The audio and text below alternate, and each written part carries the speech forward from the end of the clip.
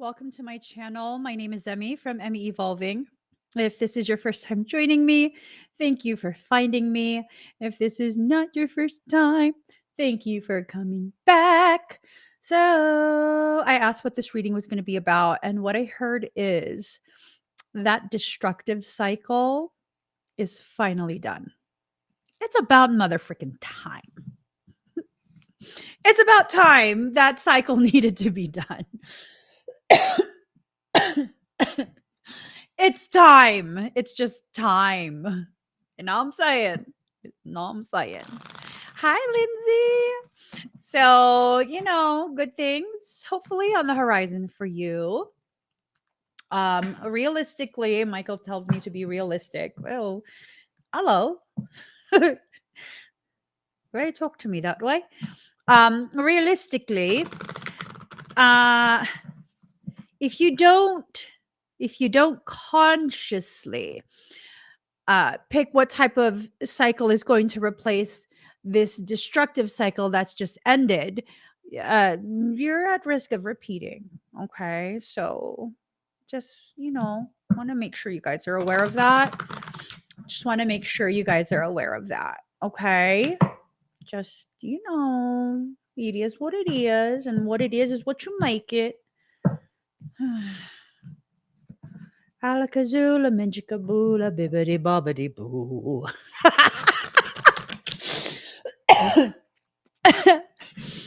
Put them together, and what have you got? Bibbidi bobbidi boo. I'm just trying so hard to be positive today. Fucking A. It's okay. Everything's fine. Like, nothing seriously bad happened. It's just, Hello, Charlie. Charlie, how are you and the baby? Ooh. Oh, that just made my day seeing you. That literally just made my day right now. Love it. Love it.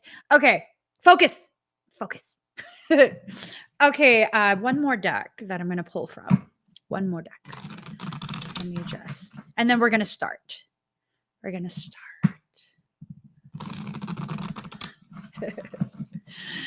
Yeah, definitely no repeats. I don't want to repeat the same caca. It's just kind of like when we get tired of these cycles, we need to start making conscious, very cognitive decisions to not repeat the same cycles. That's very important. That's a very powerful use of your authority over yourself. So that's a good thing. Oh, he's sleeping. I love babies.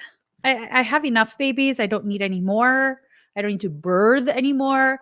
But I'm absolutely 100% more than capable of loving random people's babies. Not even joking. Oh, speaking of sexy Jesus, I think he recorded a little something for me. I downloaded it. I totally didn't even ask him if I have his permission to share this with you guys. I don't care. He knows. He already knows. He be knowing. He be knowing. Let me where is this guy's video? Do I not remember how you look? Jesus. Do I? Oh, there you are. Okay. Okay. Let me send this to myself. I want you guys to watch this, because sometimes, man, he be banging out some bangers. I'm saying.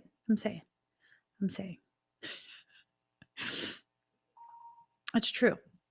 I think this completely ties into today's message. I don't even know what the message is, but it feels like it's important. It feels important. So we're just going to go ahead and share it. Okay. There you are. Let me launch that.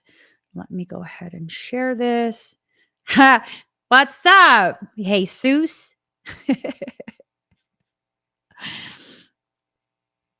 Okay, here goes.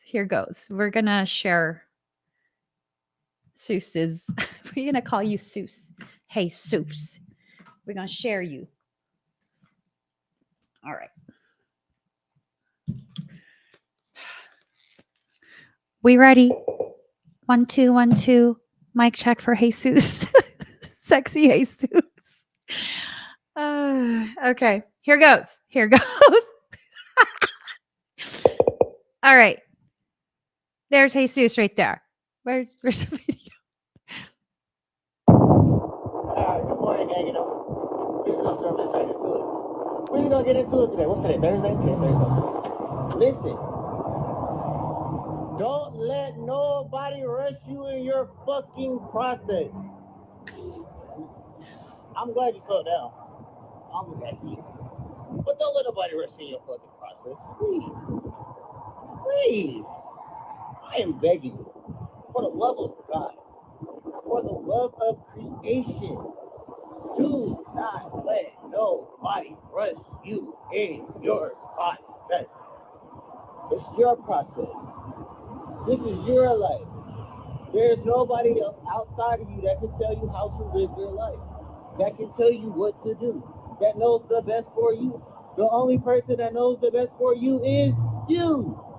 So what are you doing listening to everybody else? Stop. Stop that shit. The intensity of your face. Shit. The intensity of his face at the end, lip curled and everything. Dang it. I love it. I love it. I watched it a few times yesterday. And I was like, you know what? I'm going to download this shit and I'm going to find a way to share it. Okay, stop that shit. That's what he said. Stop that shit. Okay, it is your process. It is your process. It's your process. This cycle that has ended, you know, it's just something that's ended. And yes, you're going to have to find a way to like quantify what needs to be quantified. I think for some of us, we've been in whatever this cycle is for so long that we really just don't know what to do with ourselves once this cycle is done. And if you don't know what to do with yourself, well, first you're going to have to not rush. You're going to have to just kind of figure out like, okay, what do I want to happen next? That destructive cycle is finally done. There's nothing left to break down, to destroy, to deconstruct.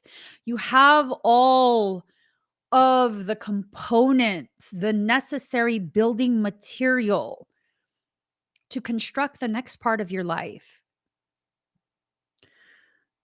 I'm hearing a very specific message. Everything will go in your favor. It's scary, but everything is stacked in such a way that it will go in your favor. And you're so accustomed to things not going in your favor, things just being further complicated. Your manifestations not coming to fruition, the things that you are invoking, calling to you, asking, imploring to work on your behalf, it you don't see any positive results from all of this, basically like begging creation to please, please, please give me a little bit of a break. Let me have a moment. Let me have just this opportunity to exhale and take another breath in, right?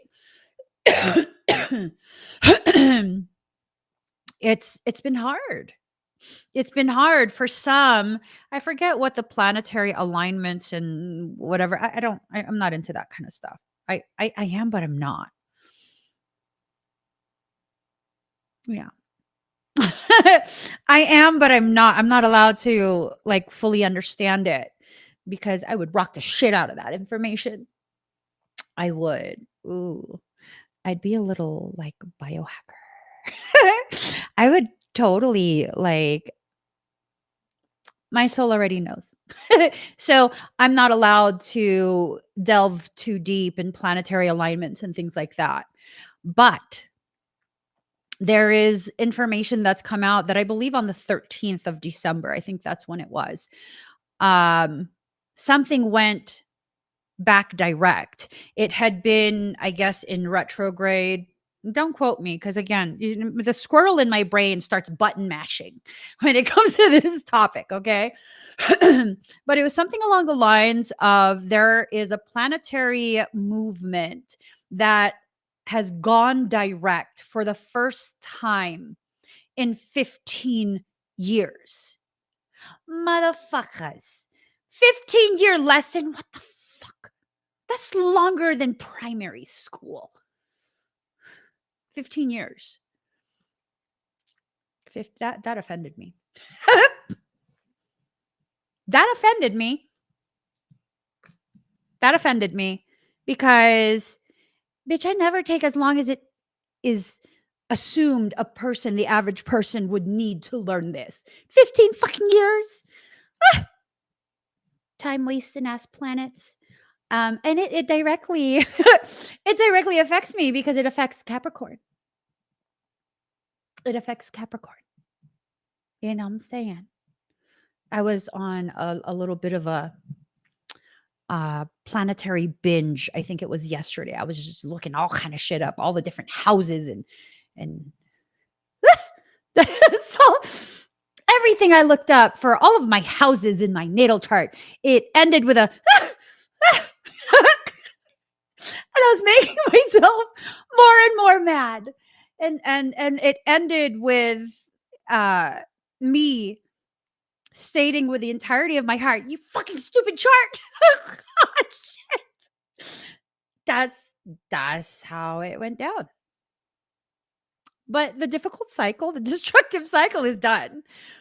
It was on the 13th. That's when I came across that information. I was like, bitch, that's why. That's why. That's why what? I don't know. I don't know. But I was in a mood. I was in a mood. I was in a mood. That cycle was so upside down. But here's the thing, when you do things in a different position, you work muscles in a different way, initiating a type of growth that you wouldn't expect, a type of growth that you can't always account for. You can't always predetermine the trajectory of that. It's not always a bad thing. It's not always a bad thing. I'm saying, 15 years is so out of line. Just pinchy fucking cabrones. Fucking A. Yeah, no, that pissed me off. Because I don't need 15 fucking years to learn something. What kind of neurotypical you think I am? Like, what? What? What? Yeah, it makes me speak crazy when it irritates me to that degree. So that cycle was upside down and you weren't aware. You weren't aware of what was happening. You were out there learning how to fluently speak Delulu. It's okay. I'm fluent in Delulu as well.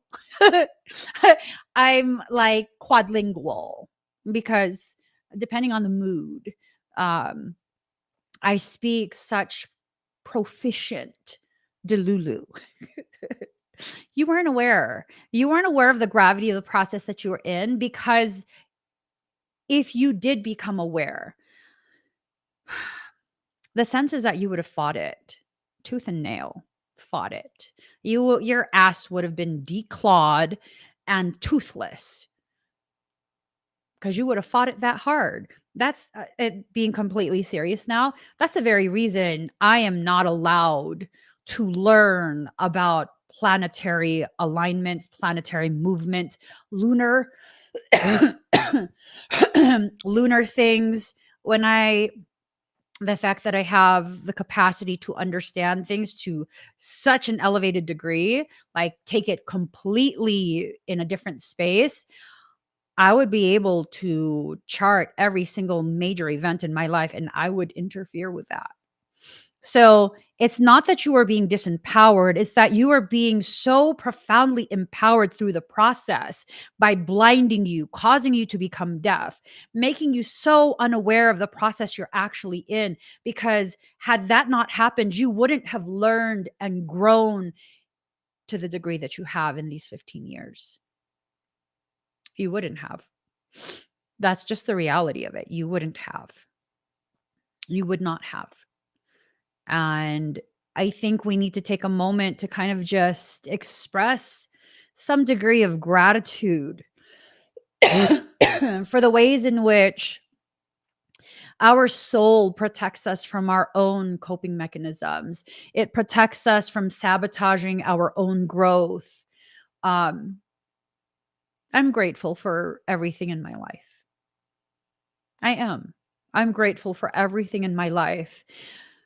I am the most grateful for not the easy times, the times where, things were allowed to slow down and I was allowed to breathe. I am most grateful for the extreme hardship, the extreme adversity that I have faced at every single fucking bend in the road. It has to blindside me. It that that's what the fuck always happens. It's irritating. It's irritating, but damn, I'm so grateful for it because the way it shapes me. I mean, the way the hardships have softened my edges, have caused me to remember the gravity and the importance of grace, especially towards the self. Like, man, man, it's just,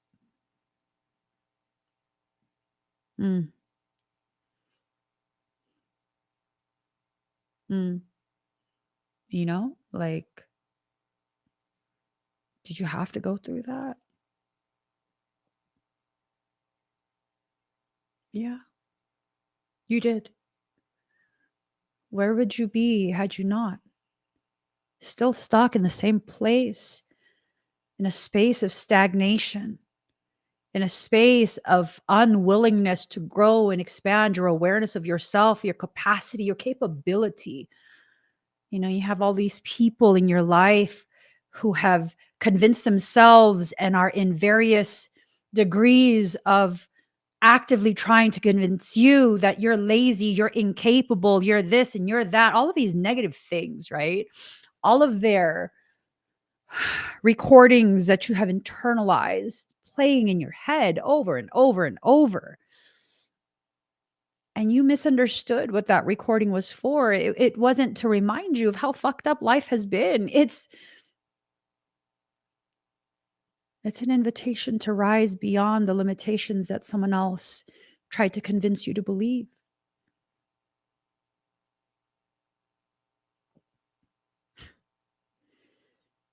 That's what that is. That's what that is.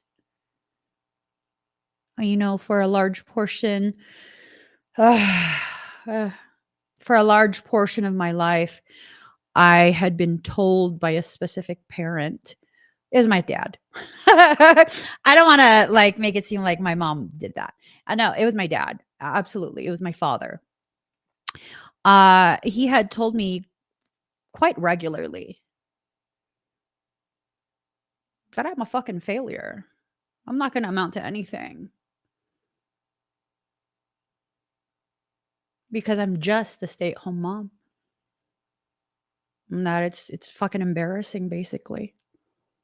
It's embarrassing that I'm okay living so poor. Excuse me, I'm not interested in showing off and flaunting shit and posting on social media. I remember one year, um, because of specific circumstance, my mother went ahead and bought me a brand new Toyota Sienna. Um, It's a beautiful car, very comfortable for my children, very safe. And that was her reasoning for selecting a brand new Toyota Sienna to gift me with. And my father couldn't understand why I wasn't flexing that on social media and posting it and showing people, like, look, bitches. I got a 40 something $1,000 car. Like, my family flex like that. Like, no, it's not my car. I'm being allowed to use it very generously by my mother. That's not my car. That's my mother's.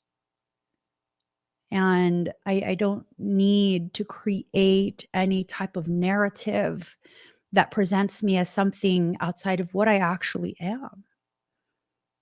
I am a simple person with a simple life, absolutely in love with my family.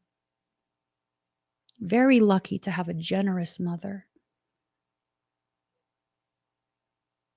And that recording, in the rare instances that it pops up, because really I disregard a lot of what he says. I do. I just don't give a fuck. I don't. I mean, you've said so much really fucked up shit to me my whole life. Like, I don't fucking care what you think. I just don't. I don't. And I'm grateful for that. I'm very grateful for that, because if it wasn't for that type of hardship through the entirety of my life, it'd be a total thing of everyone's opinions about me would matter so heavily. And I'm just kind of like, you don't like me? Oh, get in line. Get in line. I don't care. Yeah, it's a coping mechanism. It's a way to protect myself. But it's worked so well. It's worked so well that it's become my truth. There's very, very few people in my life whose opinion of me could crush me. That there are a couple people, a handful of people whose opinion of me matters so deeply to me. For the most part, I don't care what other people think of me.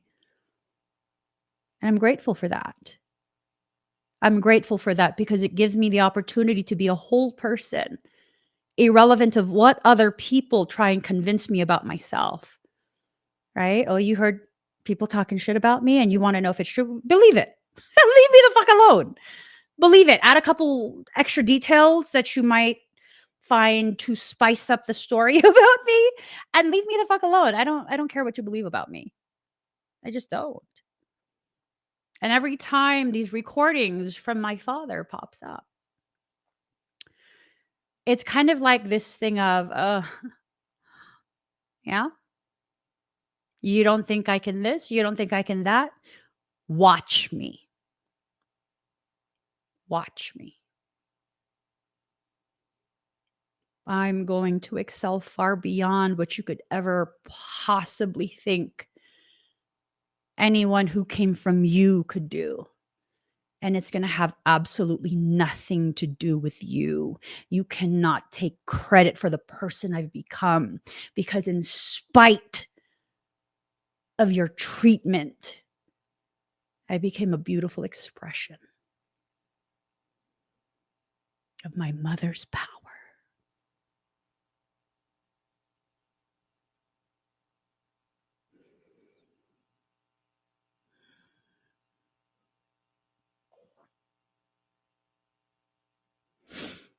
Her grace, her silent strength,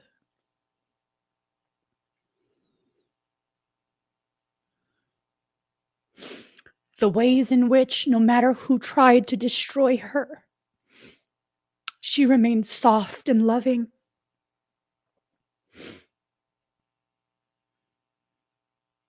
That lives in me. And he needed to be the better parent.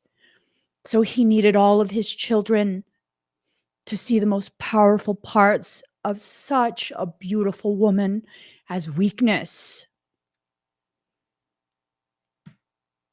It's not weakness. It's an unmutable truth. It is a strength that is undeniable. The most powerful parts of me was interwoven into every part of me by my mother. And it took me a very long time to realize how powerful you have to be the woman that she is.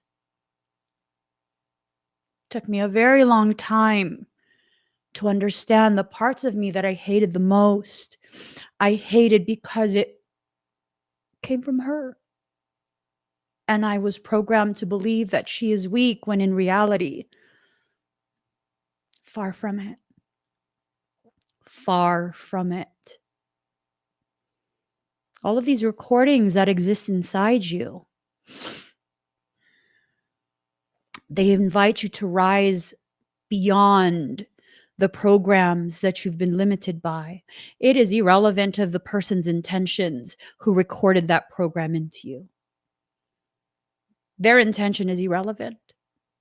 What you do with what you are given is what will determine the life that you live.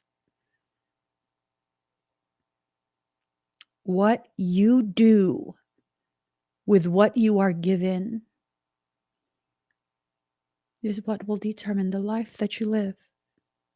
That means you are in absolute control of every aspect of your life, whether you want to admit it to yourself, whether you want to accept it, whether you want to consciously harness it or not. You are absolutely in control. You are absolutely in control.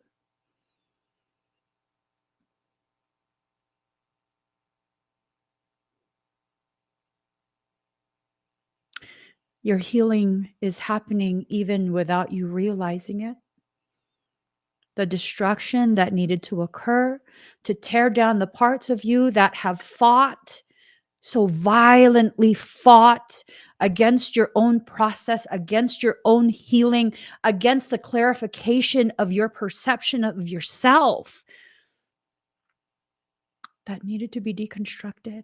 Those are the only parts that were destroyed so that you can begin to understand the ways in which you imagined that lack of worth. And no, don't get that twisted. You didn't do that all by yourself. You had quite a few people who are part of your journey who helped to encourage the distorted perceptions of self. It's crazy. It's crazy. It is crazy. It's crazy that we fight to not remember the things that we've been through that have lent more power to us. The things that we have experienced that have caused us to become so much more fortified in our awareness of how we can control and cultivate our personal life, our personal journey. Yes, you cannot control other people, but abso-fucking-lutely, yes, you can control the way you receive other people's intentions.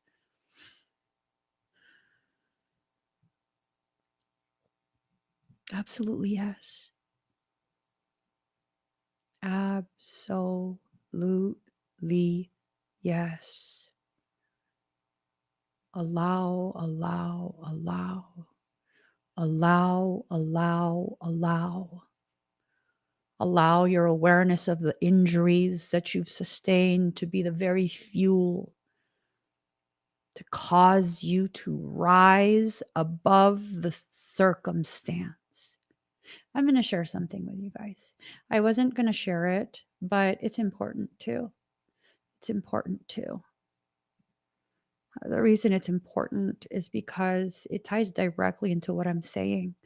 You guys have heard me talk about how I have an awareness that I have an injury, a serious injury that's greatly, very, very greatly affected the form and function of my back, my shoulder blades. And I've been working so hard to correct the issue, and I have not seen any progression. I've been frustrated and I kept plugging away and plugging away and plugging away because I will not be confined and defined by a temporary circumstance. I refuse. I refuse. So every day that it's time to work on this, I work on this. And every time I push myself and I push myself and I push myself. And there are times where it hurts so bad because I can feel the adhesions tearing. Yet I keep at it because why? Because I deserve to know the version of me that will exist once I overcome this. So I've been plugging away blind AF to any progression that I'm potentially making because this is a part of my body that I cannot see. I can't see it. I can't look at it. When I try to, I have to curve my body around, and that distorts any type of awareness of how my body is progressing, how I'm healing. And again, it took someone coming up to me yesterday at the gym and like, girl. And I'm like, what? Stop. Serious? Serious? Are you serious? And I couldn't believe it. Why couldn't I believe it? I realize now that I had begun to identify as the very thing that I was trying to correct. So look, the progression of my back. Look at that shit. Bitch, what's up? What's up? Ooh, what? Wait.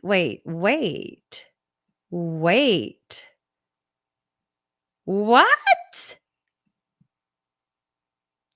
I mean, girlfriend. That's right. That's right. That is right.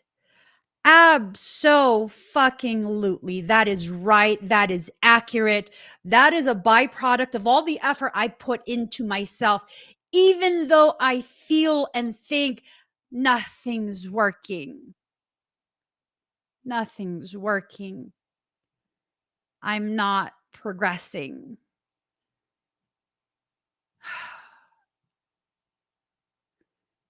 That everything I'm doing is not enough. That I'm just going to always be injured, that there's no way that I could possibly accomplish the things that I want to accomplish because I can't spread my left lat. It's fucking stuck. It's stuck. No, it's not. It's not stuck. What's the reality of it?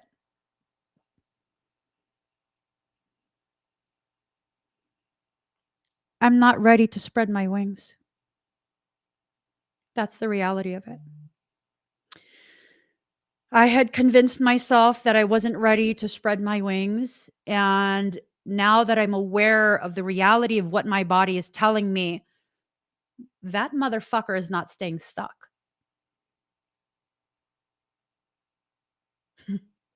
No.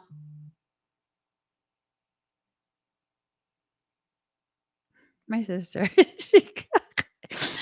we were chatting this morning and I told her I was on the way to the gym and I had to get going because I needed to focus on asserting my dominance at the gym. And then I sent her a picture of what I was lifting today for one of my exercises. And she's totally like, sis. She's like, here, I'll show you guys. She goes, sis. Yeah, this is what I was lifting today, right? And she goes and shows my brother. I told her I'm not sending him any progress, anything, because that motherfucker said I got tree trunk status. That I got tree trunk proportions. This fucking bastard. Yeah. Yeah. And she was like, and then he told her she looked like she's a standing baked chicken. I was like, that old fucking bastard. He can't talk to us this way, sister. Yeah. It was hilarious. On this, I told her I was going to go to the gym and assert my dominance on other people. And then I showed her that, and she's like talking about how I probably got massive gains. And then I was just like, no, I have like such a sleeper little build. Because I do. It's the fucking reality. I'm tiny. And yeah, I was like, yeah, other people, they lift weight like that, and they've got some ripe ass peaches. I'm over here like, like they got cakes, right? I got like not cupcakes, but like mini cupcakes. The little ones, the little ones. Like some people will have these ripe, juicy peaches, and I'm over here like dried, seedless apricot. That's what I got.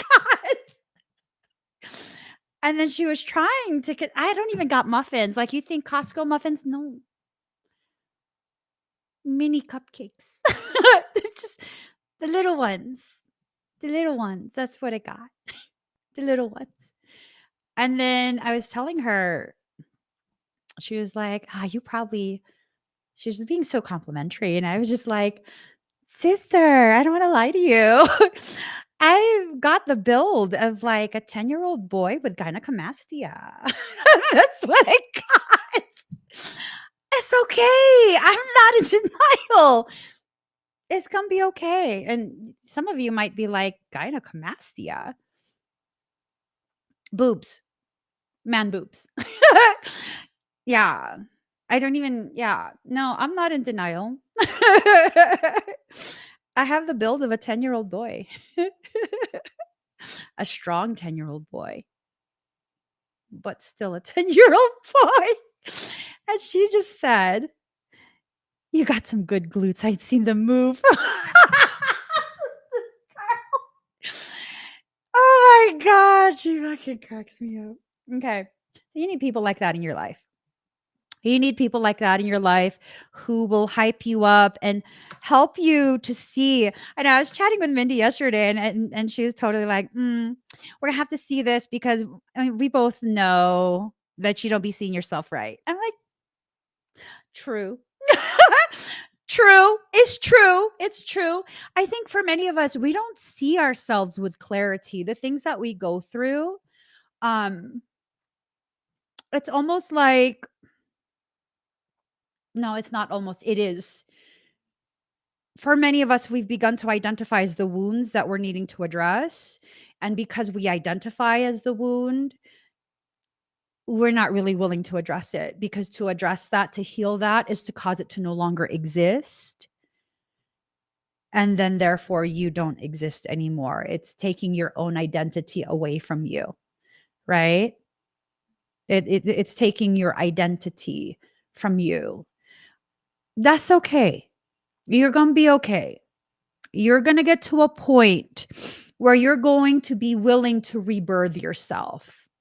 You're going to be willing to see yourself in such a different way, to see the ways in which the imbalance that exists inside you is being seen in a very upside down manner. Remember, changing up your position is an amazing way to trigger growth that you've been struggling to have. It's an amazing way to do it. You wonder, how come life always changes things up for me? Well, when we put it in terms of bodybuilding, body work, that type of thing, you can't allow your body to get accustomed to the movements. You can't keep doing the same things. Why? Well, because your body will adapt and you will not grow. You won't experience hypertrophy. You won't grow. You will stay the same size. You will adapt. You will acclimate. I think for too many of us, we have adapted to the struggles and the pain that's never been worthy of us. It hasn't. It has not been worthy of us. Yet we continue. We continue and continue and continue, and we try and convince ourselves this is all there is. No, no, that is not all there is. I am living proof of this. That is not all there is.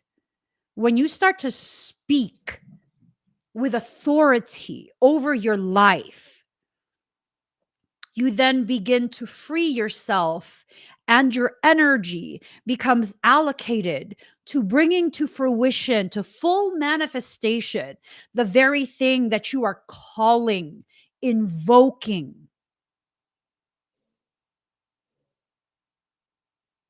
It's crazy. I've had so much evidence of the ways in which I do this, and you know, I would have never known. I would have never given myself the credit and the proper acknowledgement of my capacity to manifest my life circumstance had my life not been so heavily documented since 2017. At one point, there had been groups that were forming to very, very intensely cyberbully me. The whole intention was to take me offline, right? That was the whole intention. And I just kept plugging away, pretending none of that was happening, not acknowledging anything, just really keeping my nose to the grindstone. And it got to a point where it was just really fucking crazy. Just really fucking crazy. And I was like, what the hell is going on? Like, you guys are still at this? Like, oh my God. And I donate like 75, literally more than 75% of my income. I give it away to people. I help families. I help children.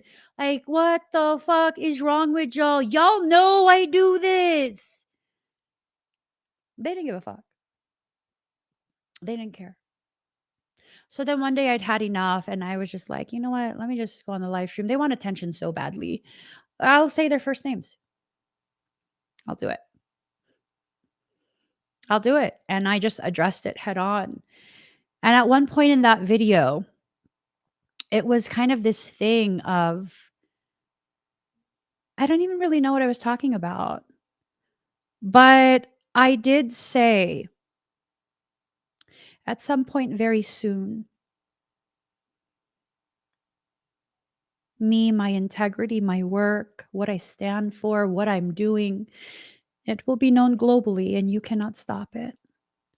And I will be watched by many, and you cannot stop it. And wouldn't you know? Wouldn't you know? Maybe 2-3 months later, I'd had enough and I left Facebook. And I made the switch to YouTube. And within about a week, I had in excess of, I don't know, 15,000 subs. Mhm. And I was being watched because I was tracking. I was tracking the analytics because I needed to learn the algorithm patterns of a different platform. So I was tracking the analytics, and it was interesting. It was interesting because literally it was a global reach within a week. And then, of course, when I became aware of that, my little saboteur heart, yeah, it just weirded me out. And then there were other things going on in the background that I was just like, okay, this is too much. This is too much. And rather than continuing to fuel it, instead I spoke into being the limitations. Well, now, of course, I had bastard ass stalkers assist with this, but I'm shadow banned. I'm shadow banned across all social media platforms. Every single last one. I'm shadow banned. And you know what's crazy? Within that first week, maybe the second week, one of my kids went on their iPad. I think I have a picture of it. One of my kids went on their iPad onto my channel. And it was fascinating. It was fascinating because of the fact that my kid literally thought that I am some type of celebrity. And I was like, why do you keep fucking saying this? Like, where are you getting this from? It just was weirding me out. Like, no, mommy works online, but mommy's not a big deal, because he would tell people my mom's a big deal. My mom is a YouTuber. And I would be like, baby, I'm not a big deal. I'm not. And he would be like, yes, you are. Yes, you are. And I would be like, why? Why do you keep saying this? And he goes, I'll show you. I'll show you guys. I took a picture of his iPad.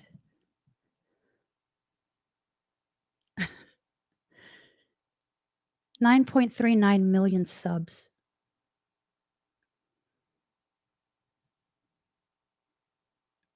That's my channel.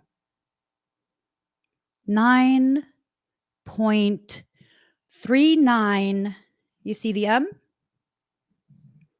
Million subs.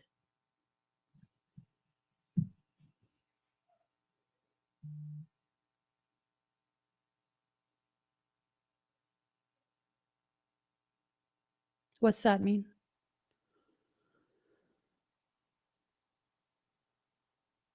Didn't mean shit to me. It meant that there was a glitch because you shouldn't be able to see my subs. I had my sub count hidden for quite some time because I was sick and tired of people being jealous about the way people are drawn to me. So I had that hidden. I don't know why it said 9.39 million subs.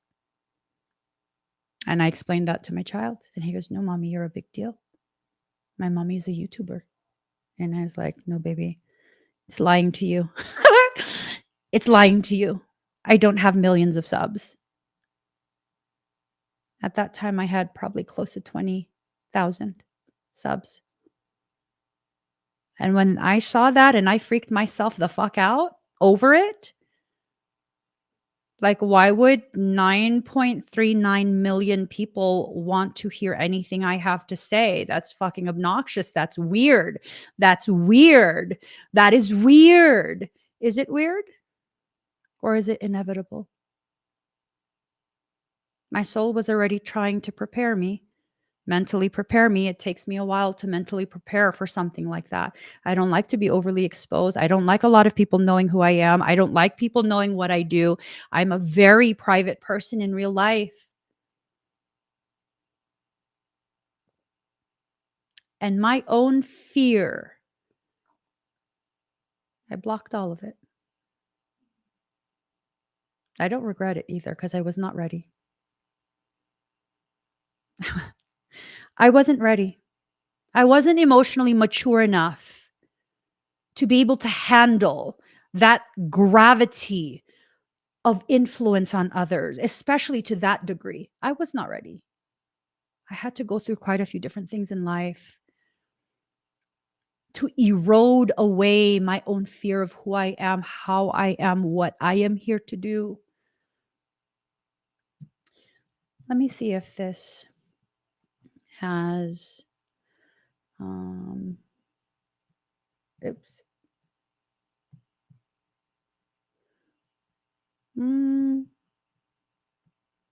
It doesn't tell me. Yeah. It doesn't tell me when I took the picture. because it's a screenshot of the picture. It's weird, right? Like, yeah, that's me. That's my channel, right? That's fucking weird. And he goes, no, mommy, you're famous. But I didn't want to be. And it's taken all this time for me to begin to cultivate my understanding of it is not my place to dictate to others how they categorize me, how they see me. I will always just be me. This is who I am. I will always just be me, and who I am, who you are, whether you can quantify it or not, whether you can see it for the full gravity of what that means, you're still going to always just be who you are. You're going to always just be who you are. That is who you are. This cycle that ended, let it stay ended. Don't step back into another cycle that continues to drain your power just because you're afraid that people will see the gravity you were born to fulfill. I tell you, this is something that I've been learning, and I still continue to find pockets of learning that are occurring. Regardless of how little I understand about my gravity and my effect on other people, it exists. No matter how much I try and hide it, people will see. And I can either waste my time and my energy to fight the inevitable. This is inevitable. It is inevitable. Those numbers, it is inevitable. It is a part of my destined path. I don't care how powerful you are, Emmy. I don't care how fucking intelligent you are and how you can duck and dodge and dive and everything. You're not going to be able to hold that off in perpetuity. Eventually, you'll become too tired to fight the process you've been in this entire time, and then it will just happen. It will just happen. And you won't have any more stamina left to fight what you were created to do. It just is what it is. And now the fear that I have of what person will I be to reach that degree of human awareness of me and what I stand for. Who will I become? How will that affect me? Motherfucker, you are so stubborn. It's not going to do shit to you. It's just going to be like, whatever. It is what it is. And that's what I've taken years to try and accept. I'm already a fully formed person. It is damn near impossible to change the core of who I am at this point. It doesn't matter how much money. It doesn't matter how many people know that I exist. I'm not going to give a shit. And there's nothing wrong with me seeing myself as a regular person because I am a regular person. I am just who I am. And that's okay. That's okay for me to see myself like that, but it's not okay for me to try and coerce everyone else to see me in ways that they don't see me. If you don't see me as a regular person, it is not my place to try and convince you that the way you see me and the way I affect you, that you're wrong. You make me uncomfortable, but you're not wrong. I gotta be honest. You make me really fucking uncomfortable. Don't start with no compliments because that's weird to me. That is weird to me. But no, you're not wrong in the way you see me. However you see me, it's valid. I did something to make you see me that way. Whether it's positive, negative, however you see me, it's valid. No longer will I fight the process. That destructive cycle is finally done. The last parts of me that were putting up such a fight. She's exhausted. I don't know. She might have developed fibromyalgia or some shit. She's like lethargic. She's lethargic. She needs a nap. She just doesn't give a fuck at this point. She's just like, "Listen, go to you. Just leave me alone for a little bit." Right? Just go do you, Emmy. Do the Emmy thing. Fucking write your poetry and your books and just do whatever the fuck you're gonna do. And I need a nap. And I think for many of us, that's where you're at too. The part of you that would love nothing more than to validate the fears, the insecurities, the beliefs that there's no way that you could ever be special. Fucking stop. Stop being such a mirror of me and my insecurities. We are who we are. Ooh, heroic silence. We are who we are. That's just that. That upside down ethos, the mindset that causes you to cling so tightly to the mental structures that try to convince you that there's no way you, little old you, could be anything major. You understand that most people are bigger than me, right? Half my children are fucking bigger than me. Half my children think it's adorable that they could probably pick me up and put me in their pocket. They think it's fucking adorable that I have to climb counters to reach the second shelf.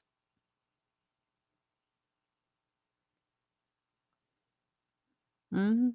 They think that shit's hilarious. They think it's adorable. It's hilarious that I'm so little. I'm not that little. I'm not that little. Nor am I that big. I'm the size that I'm meant to be, and whatever size that is, um, it's valid and it's appropriate.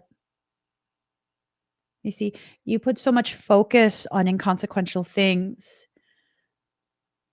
that you fail to see the reality of why those things are the way they are. One of my friends had passed away. This was back in 2016. I was devastated. I had deactivated my Facebook account for a couple months because I dove headfirst into a darkness that consumed me.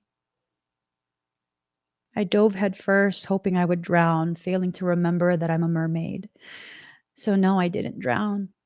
Instead, I became consumed by a sadness and a darkness that just did not have the ability to destroy something sanctioned by God itself. So I disappeared. And I kept thinking about my friend. And then finally, one day, I was like, you know what?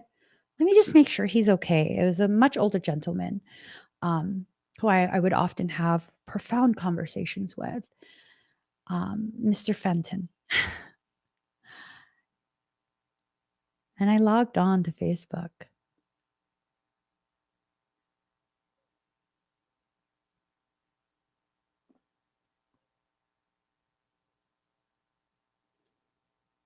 He died the night before.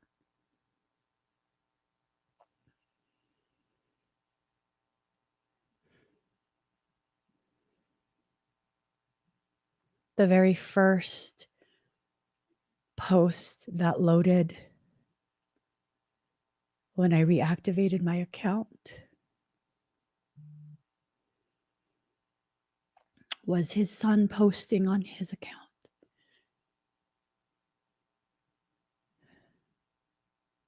that he died the night before.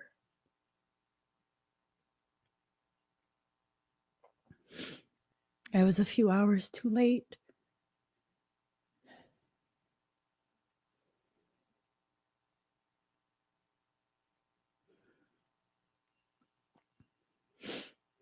And I was wrecked because I knew I could have done something. Was I supposed to? No.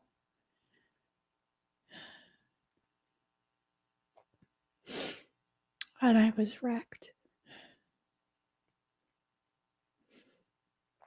Our final conversation, I had given him some details about things I was experiencing. And he had asked me some questions about who gets left behind. And I said, no one. That this time the cycle doesn't involve anyone being left behind, that we go home as a family. And that I would be gone for a little bit, but I would pop back up. And in response to what I was saying, he said the oddest thing to me. I had changed my screen name to Little Lamb.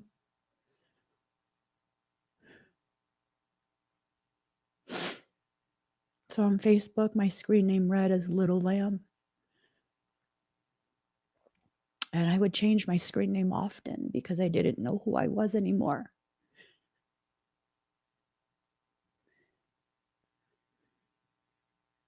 Last thing he said to me, Lils, you're a living Bodhisattva.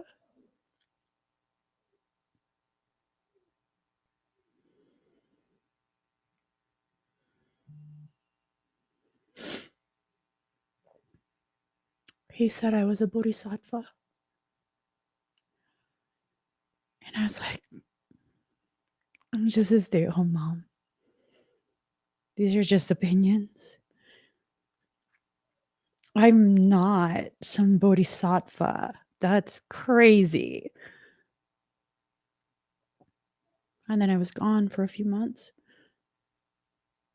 And when I became aware that he had passed, I screamed his name in my head. And he came to me immediately. And he was so excited. He was so excited. And then he asked me the weirdest question. From the other side, he asked me the weirdest question.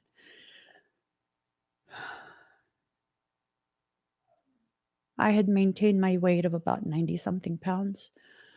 I was tiny, tiny. That's why he agreed to call me Lils, because I'm so little. And his question, he could not wrap his mind around how such a massive sized soul could be stuffed into such a tiny little body. And I was like, oh my God, you're going to say weird shit to me again. Stop it, because it makes me uncomfortable. And he was just laughing his ass off. I would say he was maybe in his 60s. And he was like, you're a Bodhisattva. And I was like, stop. That's weird. You're making me very uncomfortable.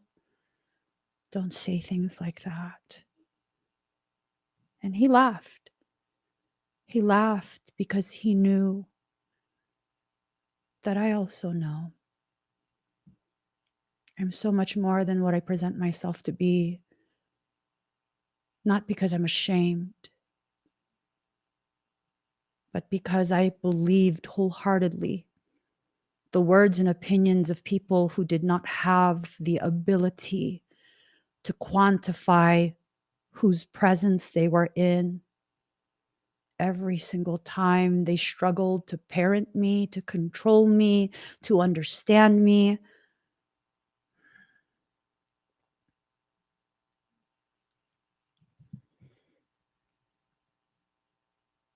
We don't want to believe things about ourselves. Whether you want to believe or not, you are who you are. You are what you are.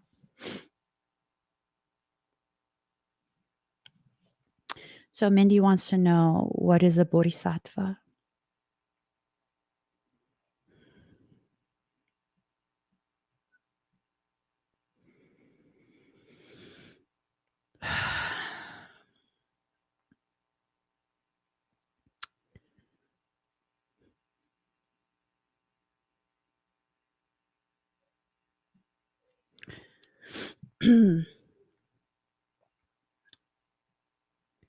A person who is able to reach nirvana but delays doing so out of compassion.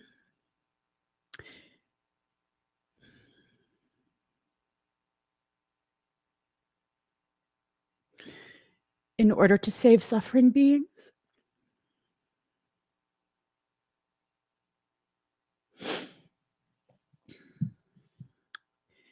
So now, if I allow myself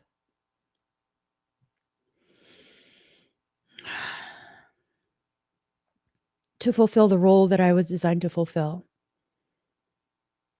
I would not need to delay out of compassion in order to save suffering beings.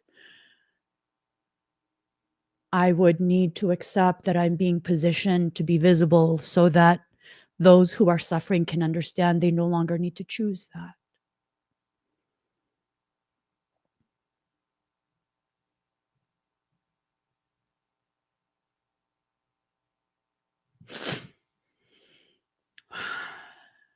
We are who we are. No matter how long it takes you to understand the purpose that you were born to fulfill, it doesn't matter how long.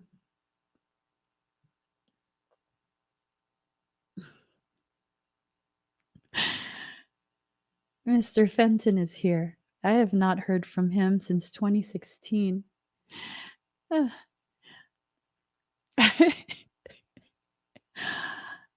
He says, no matter how much little muscles you put on your little body, you're still so small. Next time, pick a larger body to fit into. Your toes must be cramped. They are.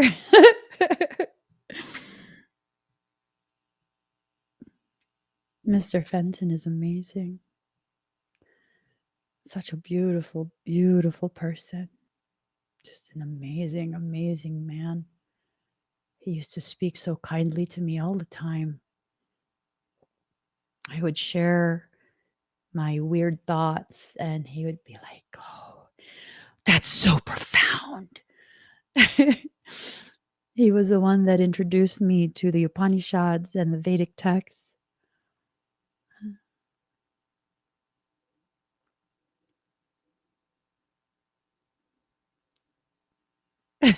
I am aware. He said, I held a special place in the heart of Shiv, and asked if I was aware. I am aware. Don't get Marlene started. I am aware. I am absolutely aware. The prison wave, self-sabotage, poverty, and consciousness. Yeah.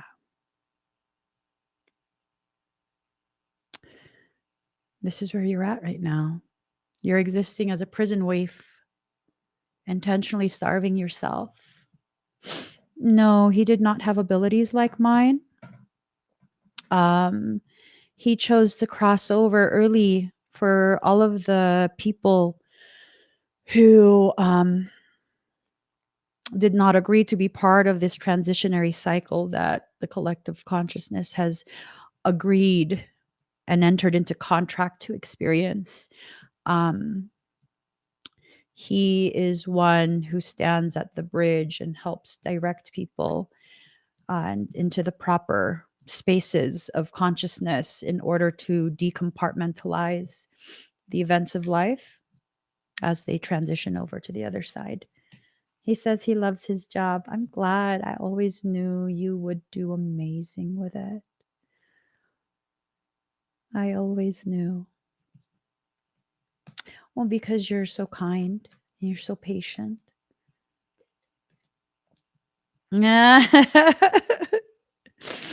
He said, "Would you still think I'm kind if I tell you you are so tiny?"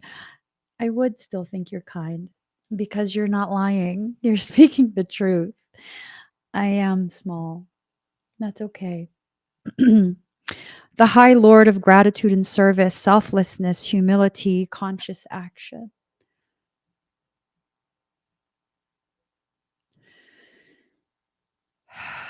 Don't confuse selflessness for lack of awareness of who you are. Don't confuse humility for self abnegation. And I think for many of us, we're confusing these things.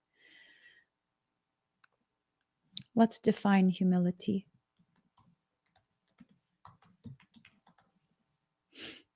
A modest or low view of one's own importance, humbleness, a lack of pride, the feeling or attitude that you have no special importance that makes you better than others, a lack of pride. The humble can always ask for help and they don't insist on everything being done their way. They are quick to forgive others, difficult to offend, and content to wait on God for vindication when they have been wronged. They are patient and don't get frustrated with the weakness of others. Someone who has humility is not proud and does not believe they are better than other people. Not believing that you are better than other people has nothing to do with wholeheartedly forcing yourself to believe that you have no worth. Those are two completely different things. Humility is about understanding you have a worth, but knowing that worth, it simply facilitates the service you were created to fill. It does not make you better. It does not make you worse. It just makes you more apt, more able to do what you were custom designed by God to do. Do not confuse humility with anything else. Illumination, enlightenment, celebration, the Queen of the Light. Illumination, enlightenment, celebration. You're about to see the gravity of you. As this cycle ends, you are being positioned to see with clarity the importance you carry inside you. The Eagle King, the big picture, angelic help. You're needing to zoom out a little bit. You're too zoomed in. You need to zoom out a little bit, see the bigger picture, and allow for the angels to come and help you. For some, you haven't allowed help because you've been convinced by someone outside of you that to receive help is to be indebted to someone else, is to volunteer to take on the label, the title of being an indentured servant. And it's like, that has to do with toxic people who should not have access to you, having access to you, and using their offers to prepay for their ownership of your soul. Fuck that shit.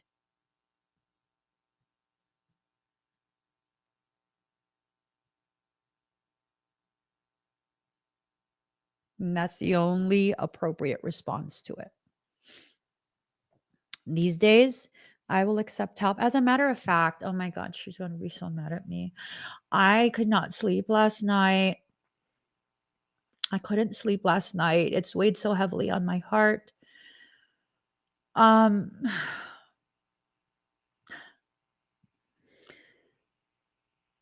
I'm going to ask something of our community, and I'm nervous. Give me 1 second, okay, guys. I'm nervous because I'm about to cross a boundary line, and I don't know what the outcome will be. So, ooh, I'm getting fucking dizzy. I'm so nervous. It's gonna be fine. Hold on. Let me breathe, girl. You're fine.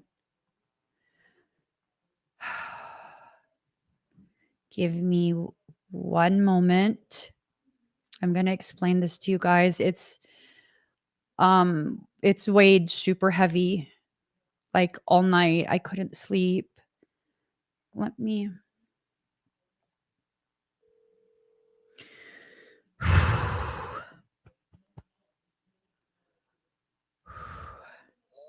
Hey, I need the code. Hey, I need the code.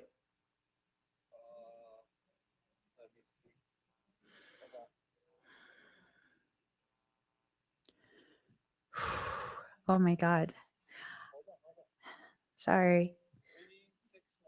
What? Uh-huh. Okay. Bye. All right.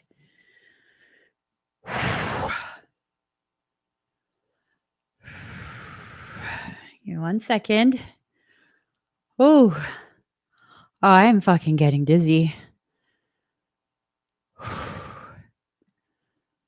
Okay.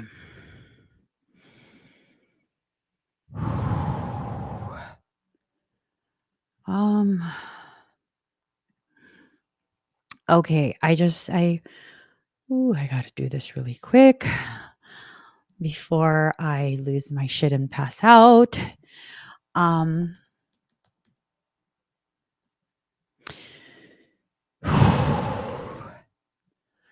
Okay.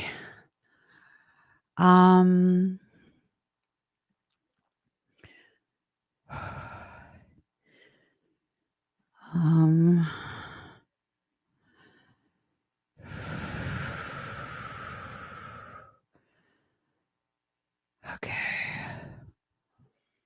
All right.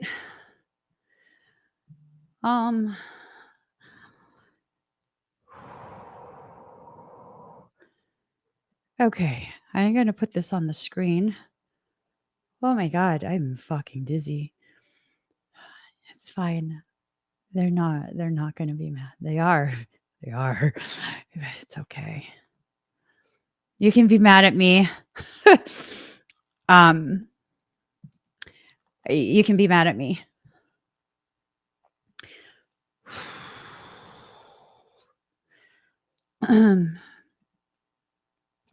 Okay, guys. So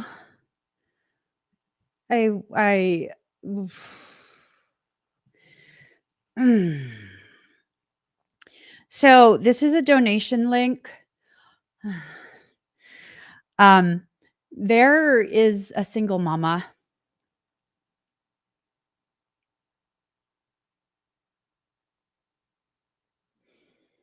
who would never give me permission to do this. There is a single mama who has been trying so hard.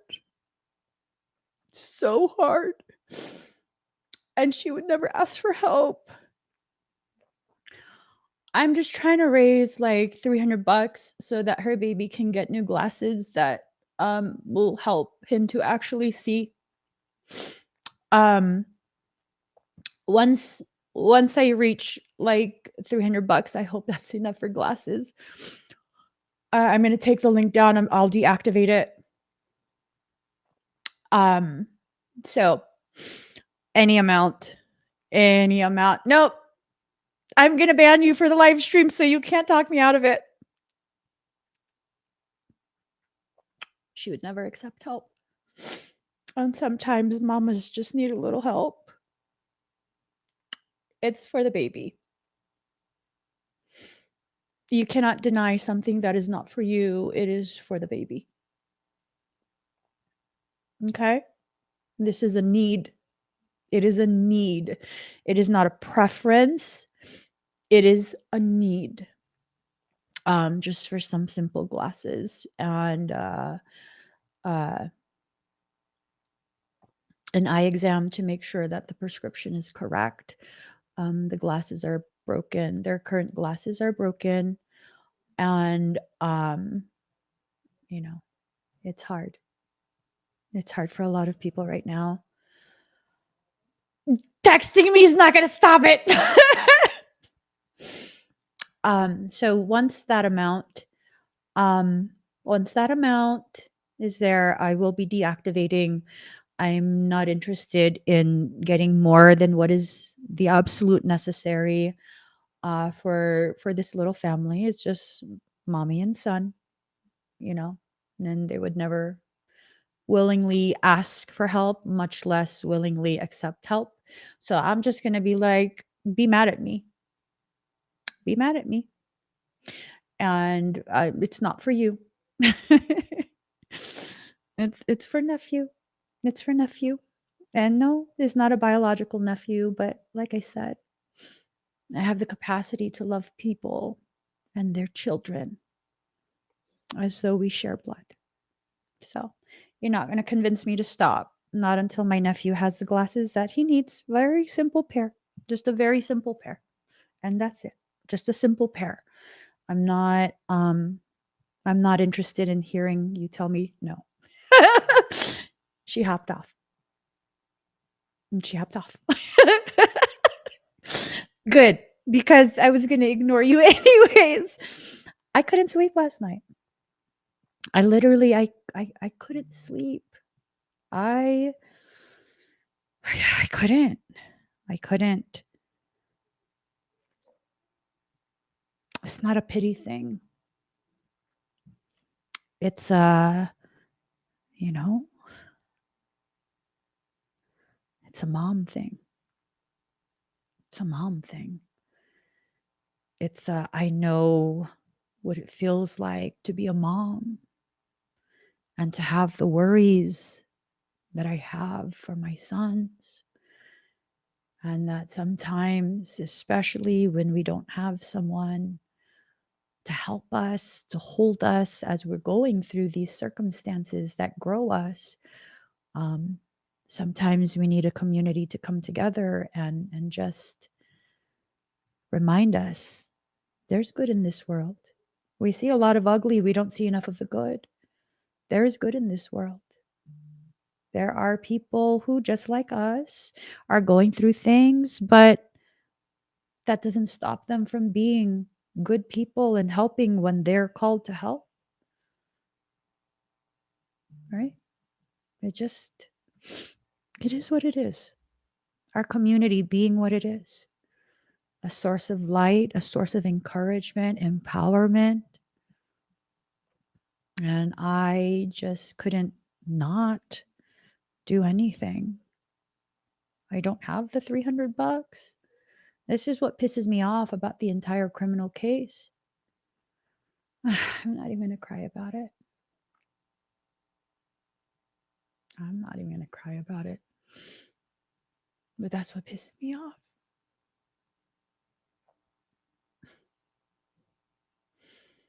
Rather than my hard-earned wages being used to support the people in our community who need the support,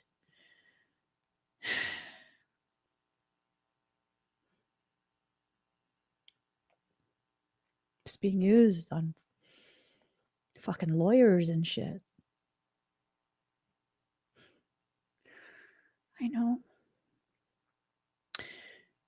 Michael says, remain steadfast, especially in the end. It's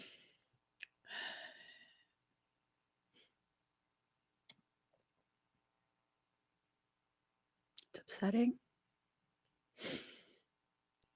I could have easily given that.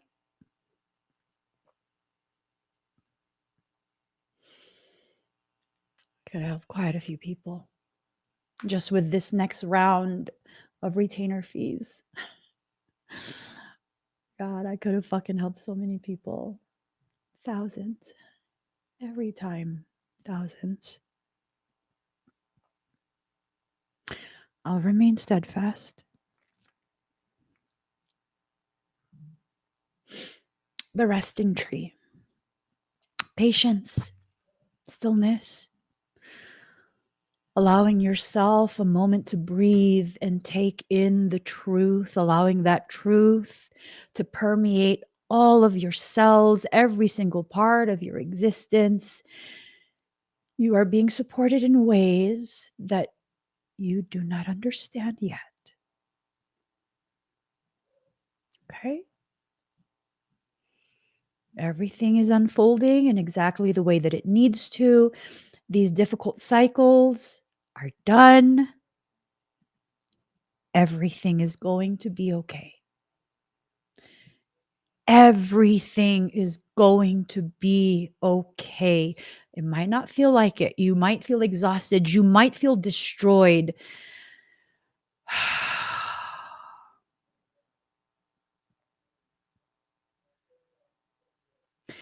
Remember, the only things being destroyed right now are the parts of you that are fighting the process of you receiving what it is you need. Okay? The ringmaster of scrutiny, discernment, clear vision, details, you will see with clarity very, very soon. You will see with clarity all of these things that have taken place, and you're like, I don't understand. Why did I have to go through this? Why does it have to be so hard? Why does it have to hurt so much? It just needed to. Because if not, you would have fought it. You wouldn't have allowed it.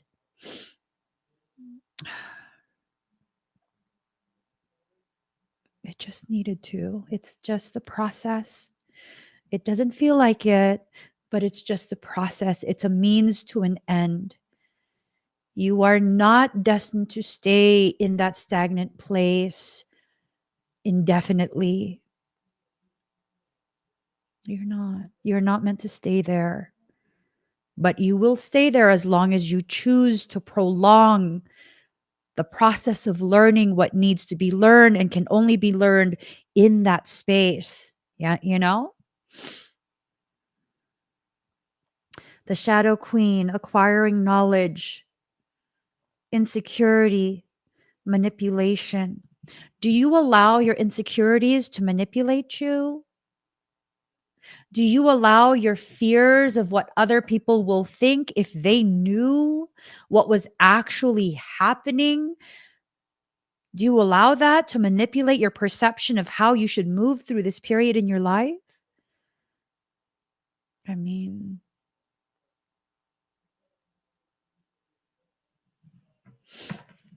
it's nothing but the process of you acquiring that knowledge. You are acquiring a type of knowledge that eventually blossoms into wisdom. It eventually becomes the very thing that is necessary.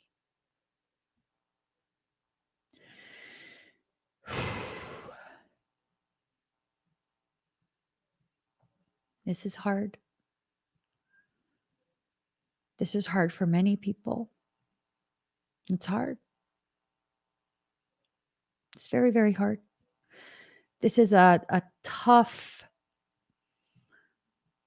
space that many of us are existing in. So much hardship, so much very intensely felt lacking. No, it's not going to continue indefinitely. Do you understand how powerful we are as a collective group?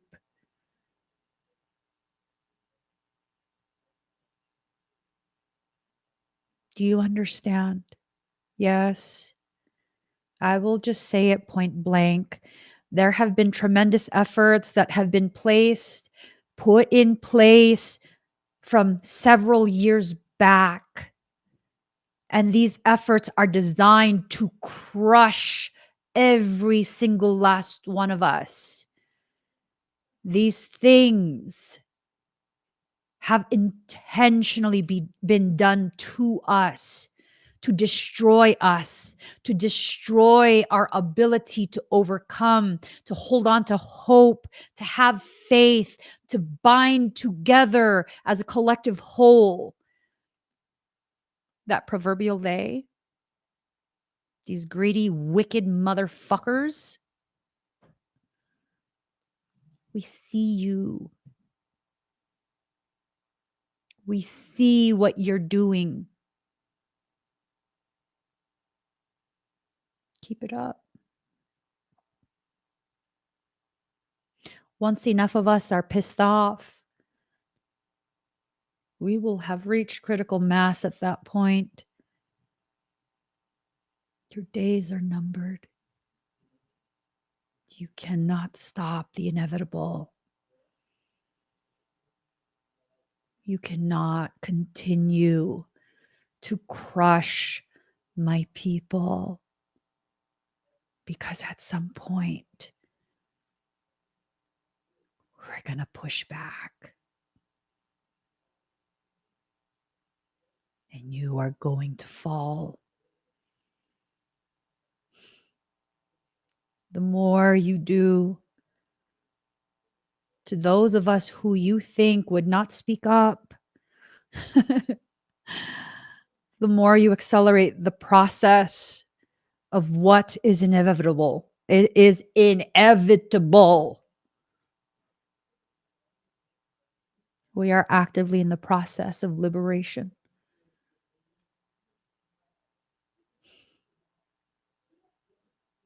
We are actively in the process of liberating ourselves.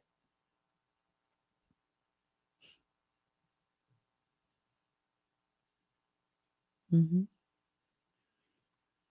This is the process of us returning back to our proper place of sovereignty.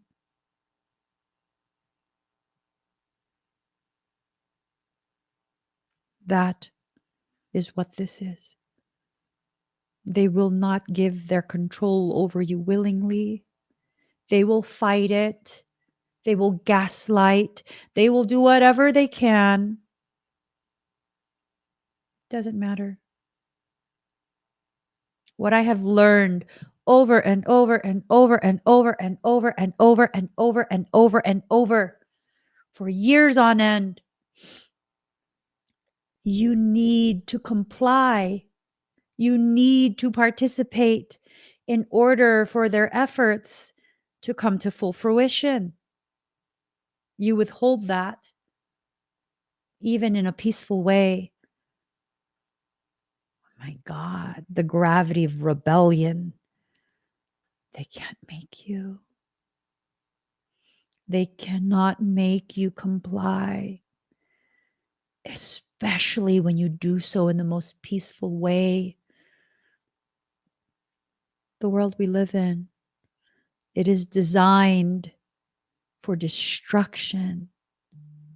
When you try and fight it, they know what to do. They'll use their little gadgets. They'll put into play all of that Hegelian dialectic. I don't give a fuck. You already shadow banned me. Hegelian dialectic. Hegelian dialectic. That is the name of the method of psychological warfare that has been waged for so long. I came across a video, I think it was yesterday. It really touched my heart. I was talking about the end of World War I. It was such a bloody campaign, and both sides, the soldiers were entrenched. They dug these trenches, and man, it was so bad. Everyone was exhausted. Everyone was just like, fuck. We were well into that war already, right? World War I. And then the video goes on to explain that at some point in the middle of the darkness and the night, one side of the war, from their trenches, you could hear the singing of Christmas carols. And then a light was visible. And then something crazy happened. Everyone laid down their weaponry, and soldiers from both sides chose to celebrate Christmas. Just for that night, they chose to no longer participate. And they just got together and sang Christmas songs.